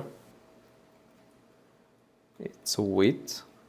Okay, so after we created these two for loops, now we're looping for every combination of x and y locations of the map. So the first location will be 0 0, then we'll have 0 1, then we'll have 0 2, and so on. Now for every this location we would like to draw our shape, so I will do that shape equals shape at, okay, and then let's do j, comma, board height minus I minus 1, okay, and then let's write if shape is not equal to that dot no shape. Okay, so if we don't have the no shape but we have everything else, then we would like to draw the shape. So let's write draw square g comma j, which is the board width coordinate, multiplied by square width function. Okay, let's write comma, and then board top plus I multiplied by the square height, okay, comma, shape, okay, and we're ready here. And obviously here we're getting an error because the draw square function is not created yet, and obviously we need to create it later on in order to execute the drawing function. Okay, so once we're ready with this for loop, let's go out of it and let's create a new statement. So let's write if the current piece dot get shape is not equal to that dot no shape. So basically this is something that we want to do for every shape. Okay, let's do a for loop here, and we're going to loop here from I to 4, from 0 to 4, sorry. So int I equals to 0, then I lower than 4. Okay, so we're going to loop until I is lower than 4, and then I plus plus, and then let's write integer x equals to the current x location plus the current piece dot x I location. Okay, and this will basically give us numbers from 1 to 4, actually 1 to 3 in that case, and then let's write x equals current y minus current piece dot y, and here I write again I, okay, and here is actually int y. That's it. And let's run again the draw square function. So I write draw square, and here we're going to use the g for the graphics method, x multiplied by square width, okay, and then we're going to add the rest of the parameters, which are the board top plus board height minus y minus 1 multiplied by square height, okay, and then let's write current piece dot get shape, okay, so we're gonna get the shape of the current piece and we're going to be ready here. So this is everything, guys, that you need to write in the graphics method, and in the next videos I'm gonna show you how to actually create the draw square function, okay, which you will be able to set the different types of shapes and to actually draw them here. That's it, guys. Thank you very much for watching that video, and I will see you in the next one. Hello everyone, and welcome back to the course. You remember last time we had this draw square function that we actually wrote, but we didn't define yet. So this is what gonna be the topic of today's video. So let's go just under the functions that we already wrote, and let's create the draw square function there. So I write here private void draw square, okay, and as long as we open the function, you can see that now it is recognized but is underlined in red, because we need to add the same parameters that we added here.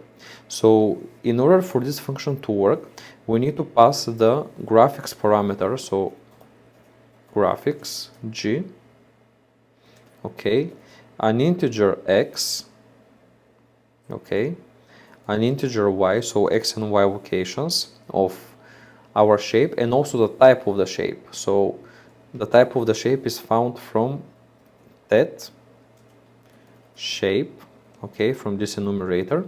And as long as we write this, you can see that now we no longer have this error here. So once we have these parameters added to our function, let's work with them. The first thing I will do is to create a cover. So I will create cover covers. So we'll create something like an array of covers, and this will be equal to, and now I'm going to write 4 types of covers, okay? So we have a choice, a random choice of which cover to be used for our shape. So let's do that. Let's write new cover 0 on 0 on 0, then comma new cover, then let's write 204, 102 and 102, okay. And actually, if you don't know what these numbers are, this is basically a very simple way to add cover with numbers. You can actually write this in Google and see to what cover these numbers refer. Then let's create a new cover 102, 204 and 102, then a new cover, so new cover 102, 102, 104, then another one 204, 204 and 102, then new, and the next one will be 204, 102 and 204. I did a typo here, so let's fix that. Then another cover, so here will be 102, 204, 204, okay, and then new cover 218, 170 on 0, okay. So let me make it look prettier, and that's it here. Okay, so here is 204 actually. Okay, and we're ready. So now let's continue with the function. So I will do a var cover will be equal to covers and then shape dot ordinal. Okay, let's write a semicolon, and here I write g dot set cover, and here I write cover.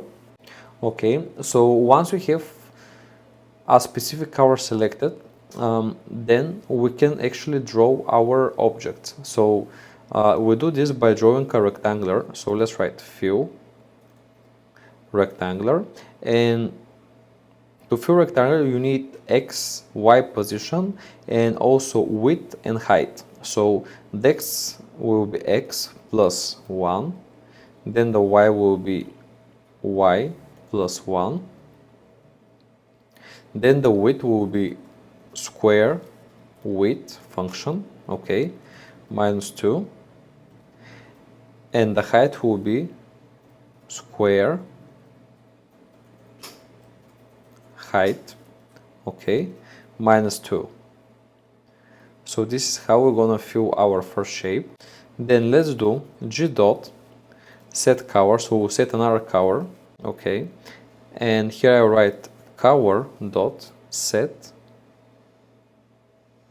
or actually brighter, okay, you can use this function in order to create a brighter cover. Actually I missed r here, okay, and then let's write g dot draw lane, and here we're actually going to draw the lines of each square. So for that reason I'm doing the cover brighter, so you can see the borders of the square, and inside it can be filled with the actual cover, which is harder. So now I will do x comma y plus square height minus 1, and then let's draw the other line of our square. So I will draw lane, and again we need to choose x, so here it's gonna be y, then x plus square width, okay, and then the height will be y. So this is how you basically draw lines on the height and the width, so vertical and horizontal lines of your square. And if you wonder what is your square, this is like every small bit which makes the shape, right? So each shape could have 3 to 4 squares basically, okay. And after that let's write a g dot set cover, and then cover dot darker, so we're gonna do a darker shade of the same cover, and let's draw other lines. So let's do g dot draw line, and then x plus 1 comma y plus square height minus 1 comma x plus square width minus 1, and then y plus square height minus 1. And then let's do another one. So let's do another line. So draw line, and let's write here x plus square width, okay, minus 1, then y square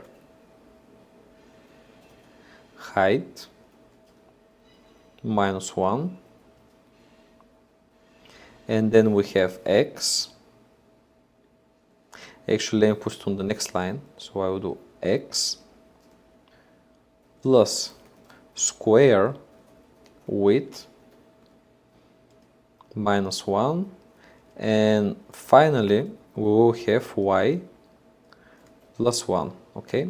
So these are all the lines that you need to draw on your screen, and this is basically the draw square function. This is how you draw square, and you can see that now, guys, the draw square function here is completely available, so you can use it, okay. And here I noticed that I actually missed minus 1 here, okay, so add that after the second line that we draw, okay. So we're completely ready now, guys. We're ready with those functions, and that's gonna be everything for that video that I want to share with you. And bear with me to the next one, where there we're going to solve those two functions that are not yet defined. So we're going to write the function to clear the board after a new piece is detected, and also we're going to create the new piece function, which will actually enable us to add new piece to our game. That's it. Thank you very much for watching this video, and I will see you in the next one. Hi guys, and welcome back to the course. Today we are going to create some functions which are going to help us to design the logic behind our game. So let's get started now, and the first function I will create will be called drop down. So let's do private void drop down. Okay, and then let's write int new y will be equal to current y.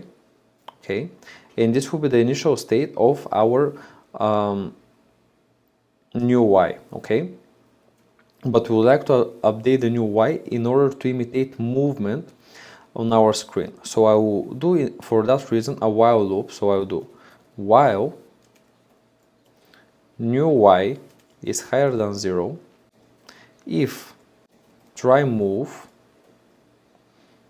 and then current piece current x new y minus 1. Okay, note that the try move function is not yet defined, so we will do this in the next video, but for now I want to write it because here with the try move is basically trying to position the shape to different locations. So this means that if you are not trying the move, then you would like to break. Okay, but if we don't get into this if statement, then we would like to set the new y minus minus, so we decrement. Okay, and basically with decrement y means that the y location of our object is reducing, which means that we're imitating the following. Okay, so until we reach the ground, which is described here in the try move. Okay, until we reach the ground and activate this function, we are going to decrement y over and over again, so we would imitate a drop down effect. Okay, now let's write piece dropped. Okay, and that's it. So this means that when we exit this while loop, meaning that we tried the move here and we broke it, we activated the piece drop function, which I'm also going to write later on, and basically this will define what's happened with the item when it's dropped. Okay, so we're ready with the drop down function, and let's do another one. Private void one line down. Okay, so this will be the function that determines when a line is removed from our screen. So let's write if not try move and then current piece current x current y minus 1 and then piece dropped. Okay, so this is all for that function, and the only difference here is that we're activating it with the current x and the y location of our piece. And after that, let's create the clear board function.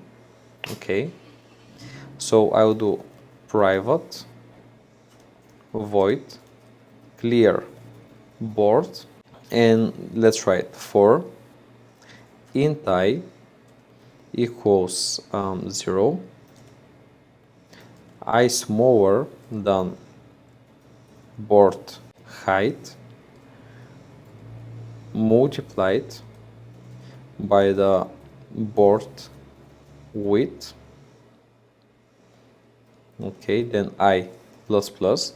So this means that we're trying this function for absolutely every location on our screen, because when you multiply the board height and the width, you get the number of each and every position of the 2D map. So let's write now board I will be equal to that dot no shape. Okay, and that's it. So this means that when you activate this function clear board, we will actually remove every board position on the map. So this means that we will basically restart the game because we will remove absolutely everything from there. Okay, so this is the aim of this function. So the previous function removes one line, and the next function actually removes everything from the board, absolutely every location.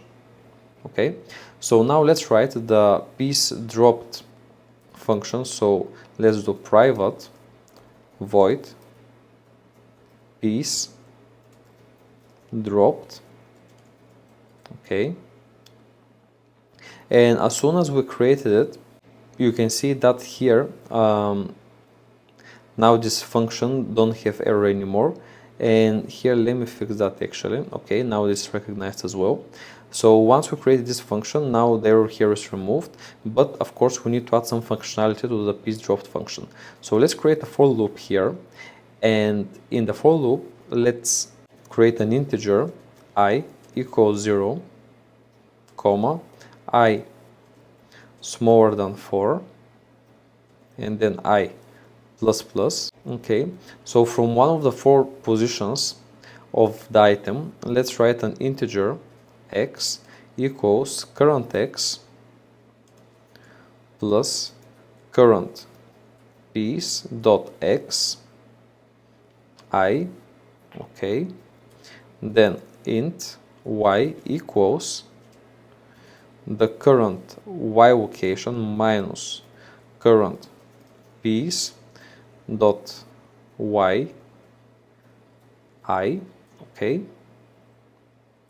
and now let's do board y multiplied by the board width plus x equals to current piece dot get shape, and let's write the semicolon here.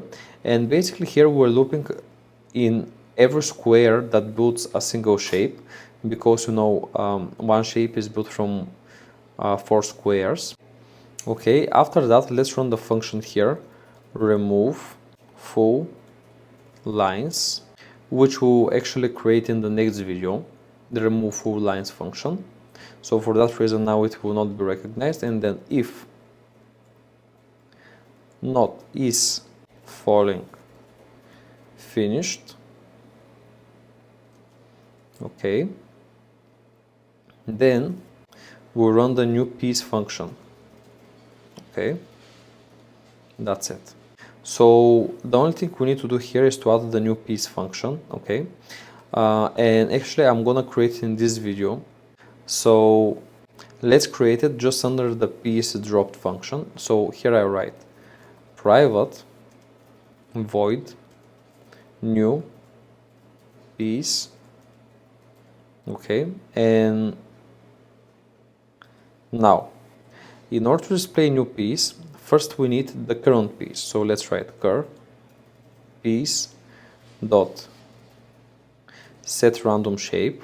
Okay, so this will enable us to set a random shape of the current piece that we use. So let's write current x equals board width divided by 2 plus 1.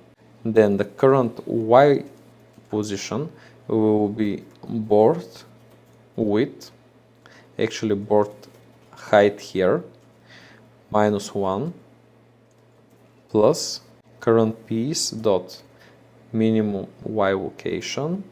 Okay, and then let's write if not try move, and then current piece comma current x comma current y, then current piece dot set shape. Okay, and here we'll change the shape to that dot no shape. Okay, and then we will stop the timer. So we will do timer dot stop. Okay, and here we're getting an error, and we don't supposed to get an error here. So let's see what the problem is. Maybe we didn't implement the right timer. Yes, so here should be java x dot swing dot timer. Okay, so if you implement the timer from the swing, you can see that this thing here is removed. Another thing that I noticed here is that we have an error on the set shape, and this is because it has a wrong visibility. So let's go back to shape and let's see. Yes, so here we created it as a private, but I will actually change that to protected variable. So let's save that, and you can see that when we go back, since we changed the accessibility of the function, we can now use it in the board class. Okay, so also if we're out of moves, okay, if not try move, it's running with the current piece x and y locations, and we cannot try new moves, then we would like to display message game over. So let's do var msg equals to string dot format, and then we need to write here the string. So this will be game over, and then score, and then we'll put the current score as a decimal. That's it. And here I write number num lines removed. Okay, obviously we would like the number of lines removed to be actually our score, or how many lines were removed from the screen. And then I will do start status bar. We would also like to display that method, so set actually dot set text and then msg. Okay, we will display the message in the status bar, which is in the bottom of our screen. So that was everything, guys, for today. Obviously in the next videos we will have to create a try move function and the remove full lines function in order to give some life into our game and actually run it for the first time. So that's it. Thank you very much for watching that video for today, and I will see you in the next one. Hi everyone, and welcome back to the course. In this video we are going to create two functions, and the main purpose of those functions is first of all to move favorite shape or to try move, and the second function will be to remove the full lines or the lines that are completed, and we can remove them so we can gain some points. Let's first create the try move, and you can see that here we already wrote this function with the parameters, and the same account for the remove full lines. So we definitely need to create those in order for these errors to be removed from here. And first I'm gonna create the try move function, and as you can see here there are three parameters that needs to be passed to this function: the current piece x, and the current piece y. So this is what we're gonna do right now, just under this function. So let's write private boolean try move, and then we're gonna pass shape new piece, then I'm gonna create an integer new x and another integer variable new y. Okay, these are all the parameters that have to be passed to the function in order to work properly. Now, since the function is boolean, obviously here we need to have a return value, either true or false. That's why we're getting this error here. But let's first create a for loop, and the loop will be for each square of the elements in one piece. So I will do int I equals 0, I smaller than 4, so this will be from 0 to 4, and then I plus plus. So this function will account for each square in a piece or in a shape. Let's create an integer x, and the x will be equal to the new x that's been passed plus new piece dot x I. Okay, so what this simply means here is that the x that's used in the function will be equal to the new x position, which will be passed to the function, plus the position of the specific square in that piece. Okay, and the same we will do with the y direction. So int y equals new y plus new piece dot y I. Okay, and obviously at the first iteration of the for loop, we're going to run the code with 0, so I will be equal to 0, then it will be equal to 1, 2, and 3. Now let's create an if statement here, and I write if x is more than 0, and then or also x is smaller or equal to board width, and then y is more than 0, or y is smaller or equal, okay, smaller or equal to the board underscore height.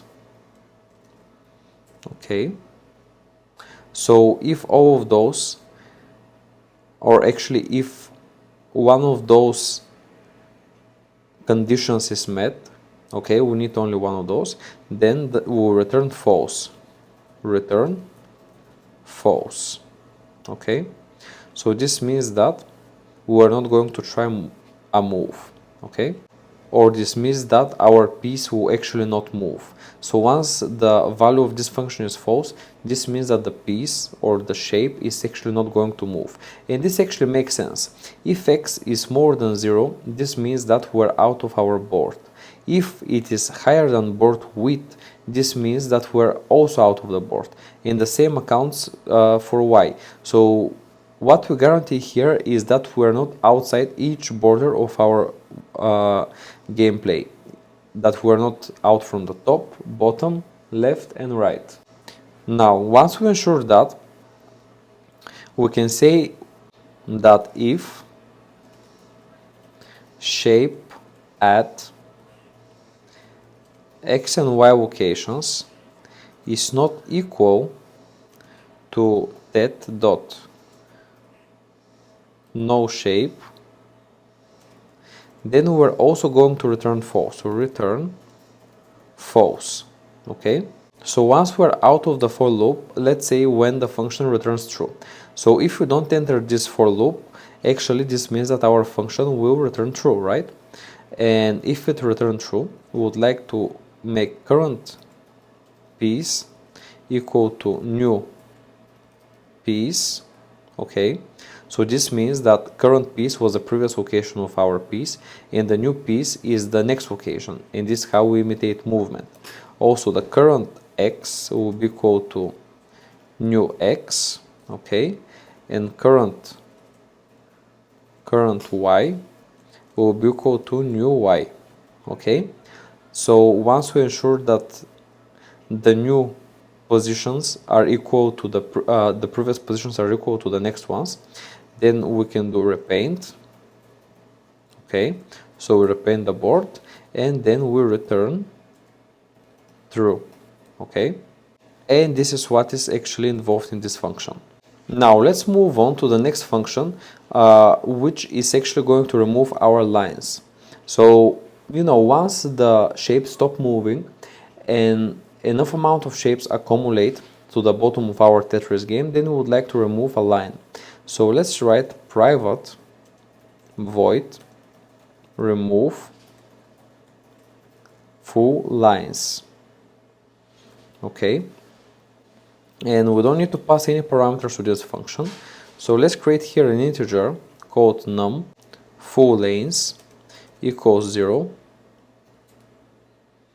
Okay, and now let's create a for loop for almost each position of our board. So let's create an integer I equals board height -1, then I higher or equal to 0, and then I plus plus, or actually we need to be minus in that case.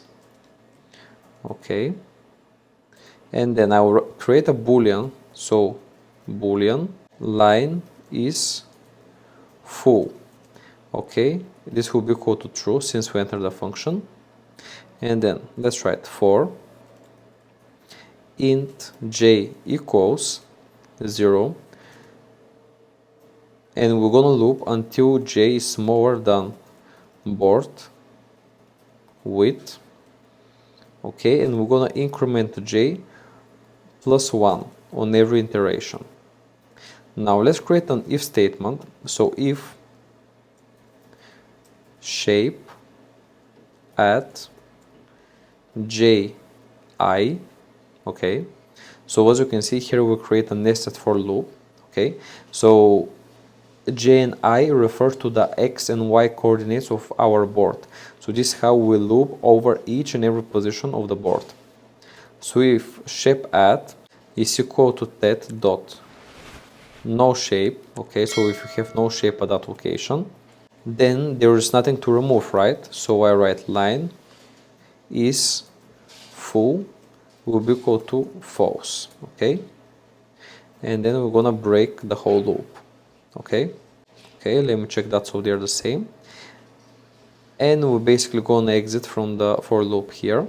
So now, however, if the line is full is true, this means that we have accumulated pieces on the same line. So let's write if line is full, then let's write num full lines plus plus. So we increment the number of full lines plus 1, okay, which means that we're going to use this parameter in order to record the score. And then let's write for int k equals I, so we create an for loop, then k, so we're gonna loop until k is smaller than board height minus 1, and actually instead of k you can use any other parameter. K is just a variable that we simply need to start this loop, and we're going to increment k with 1 on every iteration. And then let's do for integer j equals 0, then j smaller than board width, and then j plus plus, okay,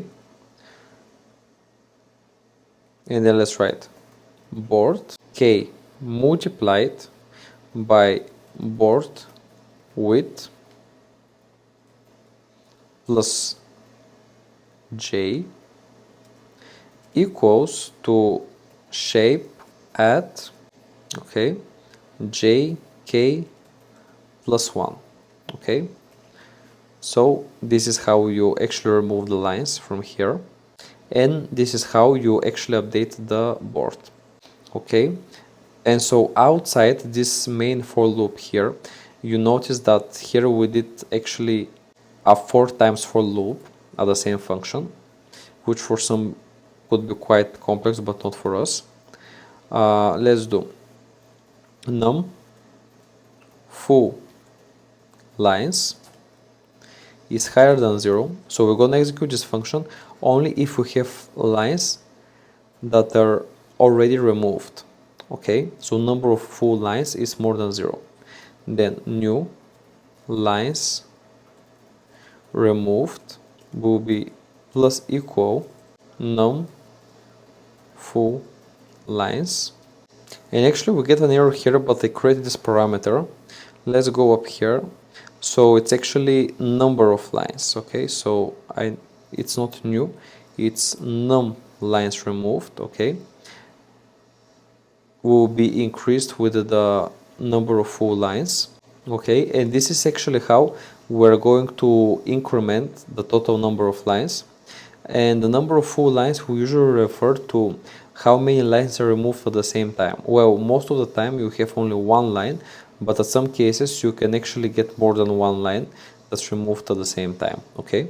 And then we're gonna also update the status bar. So status bar dot set text, and here I will write a string dot value of num lines removed.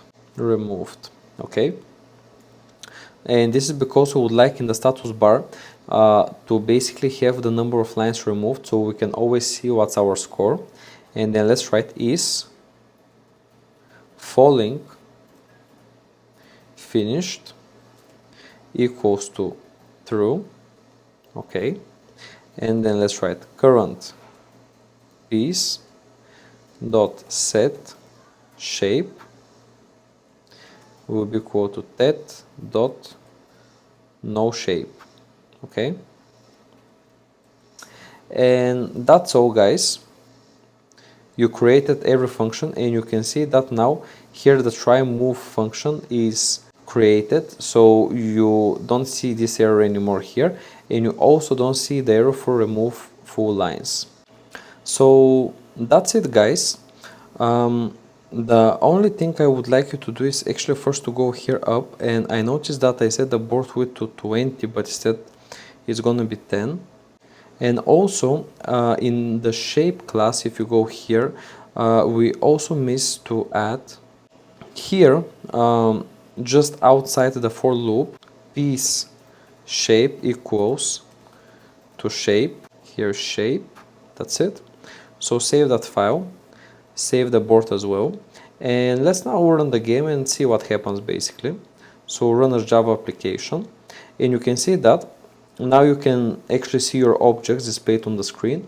You cannot yet move them with the keyboard, but we're soon going to enable this as well. That's it. Thank you very much for watching this video for today, and I will see you in the next one where we're going to enable the user controls. Thanks for watching. Hey baby, just know that I'm editing some videos now, and probably I have about 20 minutes more, so I will call you after that.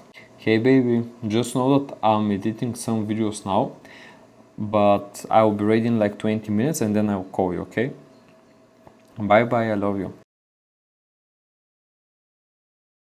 Hi guys, and welcome back to the course. In this last video for the Tetris game, I'll talk about how you can enable your keys to control your game. So far, what we've already have is a piece hanging out on the top left corner, as you can see here, okay? And this piece is completely random, but we don't have any controls. So first of all, I noticed that there is one error that happens time by time in the game, and this one is due to the fact that we wrote the draw square function too early in our code. So please just mark all of it, cut it, and then place it here in the bottom and save it. Okay, so we require this position of the draw square function, and after it I would like to create some new function which will be called game cycle, and this function will basically be responsible for updating the game. Okay, so let's get started. Let's write private class game cycle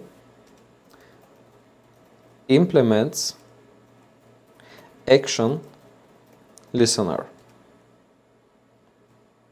Okay, and let's actually import the action listener because we don't have it currently imported. And after that, let's write. Actually, before writing, let's see what is that error here. And here we need to add the unimplemented methods, just because the action listener has some methods that needs to be implemented in order to implement the whole function. So let's select that one.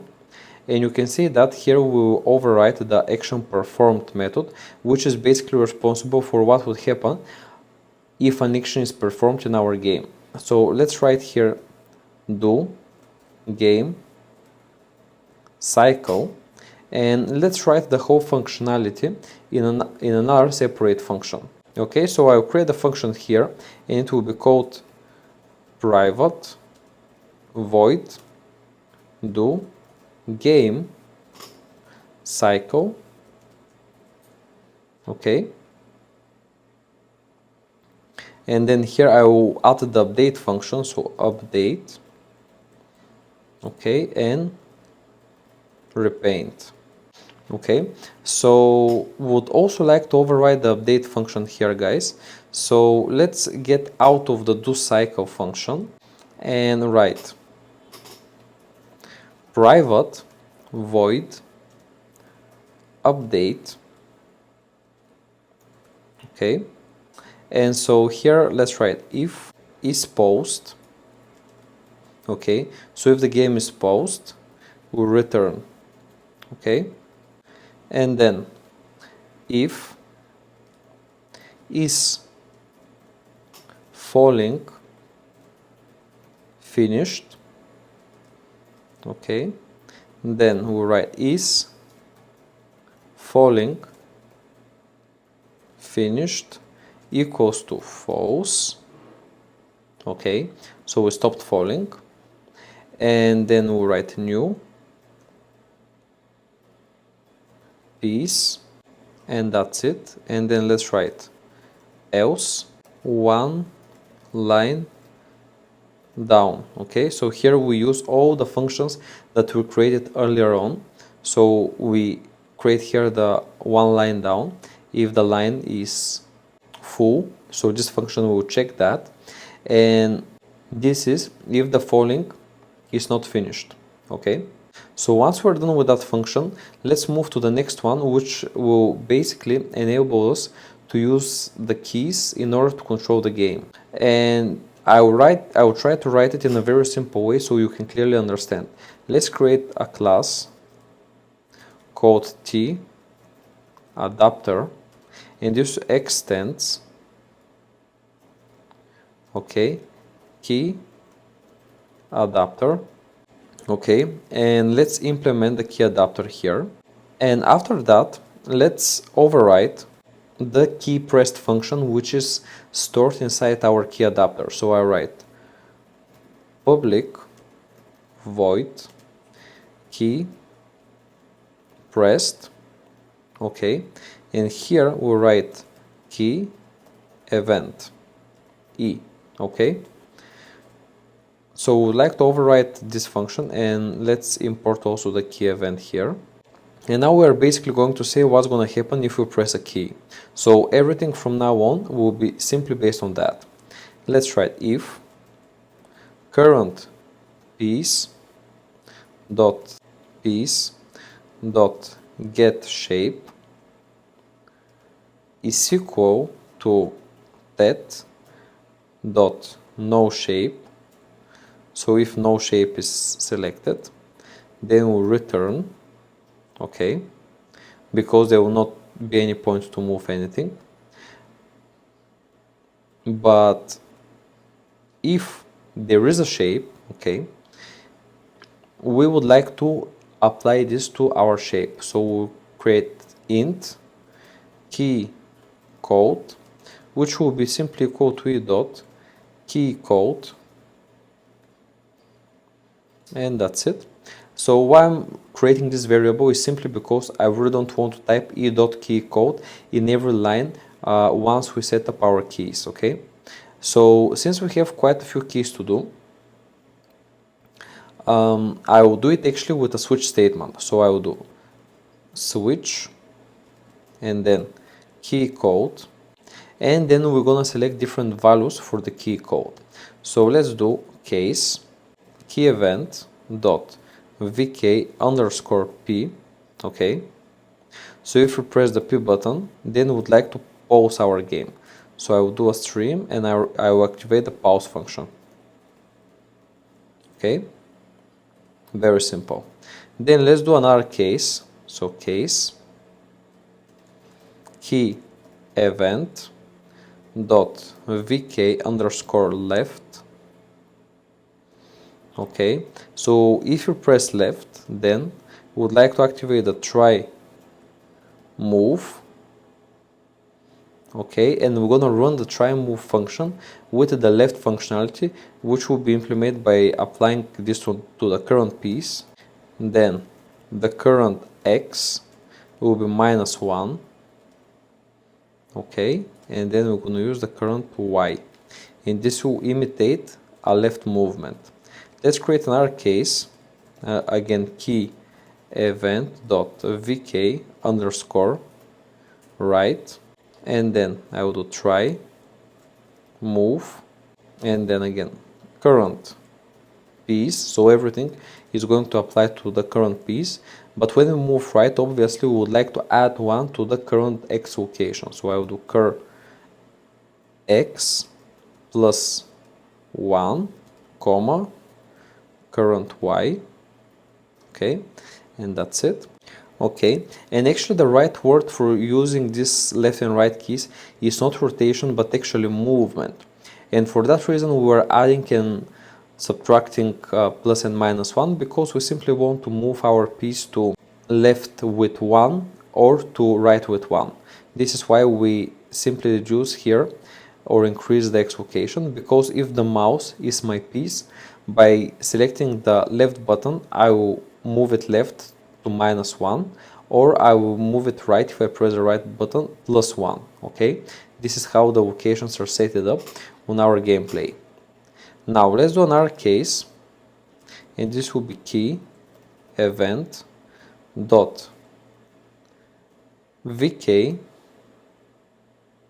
up, okay, and here now we're actually going to have our rotation, and this will be up rotation, or actually our piece will rotate left, okay, with the up key. This is what we would expect. So let's add try move, and we're gonna pass the current piece, then we're going to write dot, and we're gonna use the rotate left function that we write it in the try move, and then we're gonna use the current x and the current y location, because we actually don't want to move to the x and to the y our piece. Okay, let's do the same with the down button. So let's do case key event dot vk underscore down, and the down key we would like to move, so let's do try move, and then we'll do current piece dot rotate right here if you press the down button, and then we're going to use the current x and the current y directions. Okay, let's save that. And finally we would like to have some option in order to bring our piece down very fast. So let's do case key event dot vk underscore space, okay, and with the space button we'll actually be able to move the piece down immediately, and we'll do that by simply using the drop down function that we created. And also, if you want, you can create some hidden hint for the player, so you can do this by key event dot vk underscore d, and with the D button, when you press it, if you struggle to cope with the game, you can bring one line down. So I will do one line down function, okay, and this will enable us manually to bring one line down. Okay, so those are all the functions that you actually need for the game, guys. But let's go now up, because I need to add some functionality for the timer. And if you go here just under the status bar, we should write add key listener, and then new t adapter. Okay, and this is how we're adding the key listener here, so we can use our keys. And after that, what I would like you to do is to simply launch the timer for the game, because in order the game start executing, we need to run actually this timer that we just created. So we'll do this in the game start class here that we created. So I write timer equals to new timer, and then let's write period interval and the new game cycle. Okay, and the period interval is something that we already determined here in our code, okay, equal to 300, and this is a number of milliseconds, and the game cycle is basically created right here down in the code, which is running the update and the repeat methods and also the action performed, as you can see here. Okay, and after that, simply let's do timer dot start. Okay, and this is how we start the timer. But before running the game, let's actually fix some of the errors that I noticed. So first of all, go to the try move function here, and instead of plus here, do minus. Okay, because here should be minus in the y statement. And also, when you go down to remove lanes, go here to current pset shape, and obviously here we would like there to be no shape or nothing displayed since we removed the line. So I will do the tet dot no shape. Let's save that, and now we're ready to run our game. Run as Java application. So you can see that now the pieces are falling, and if I press the space button, they're immediately falling down. You can move them left and right with the keys. You can rotate them with the up and down key, as you can see. So everything is running pretty smooth actually, except that my skills on this game are not very good. But I will show you now how you can actually remove lines. So you see that if we get a full line, then it is completely removed. Okay, and this is how it works, guys. This is how you can play Tetris, and you can see that if the game finished, you can see game over and your score. So congratulations, you completed the Tetris game.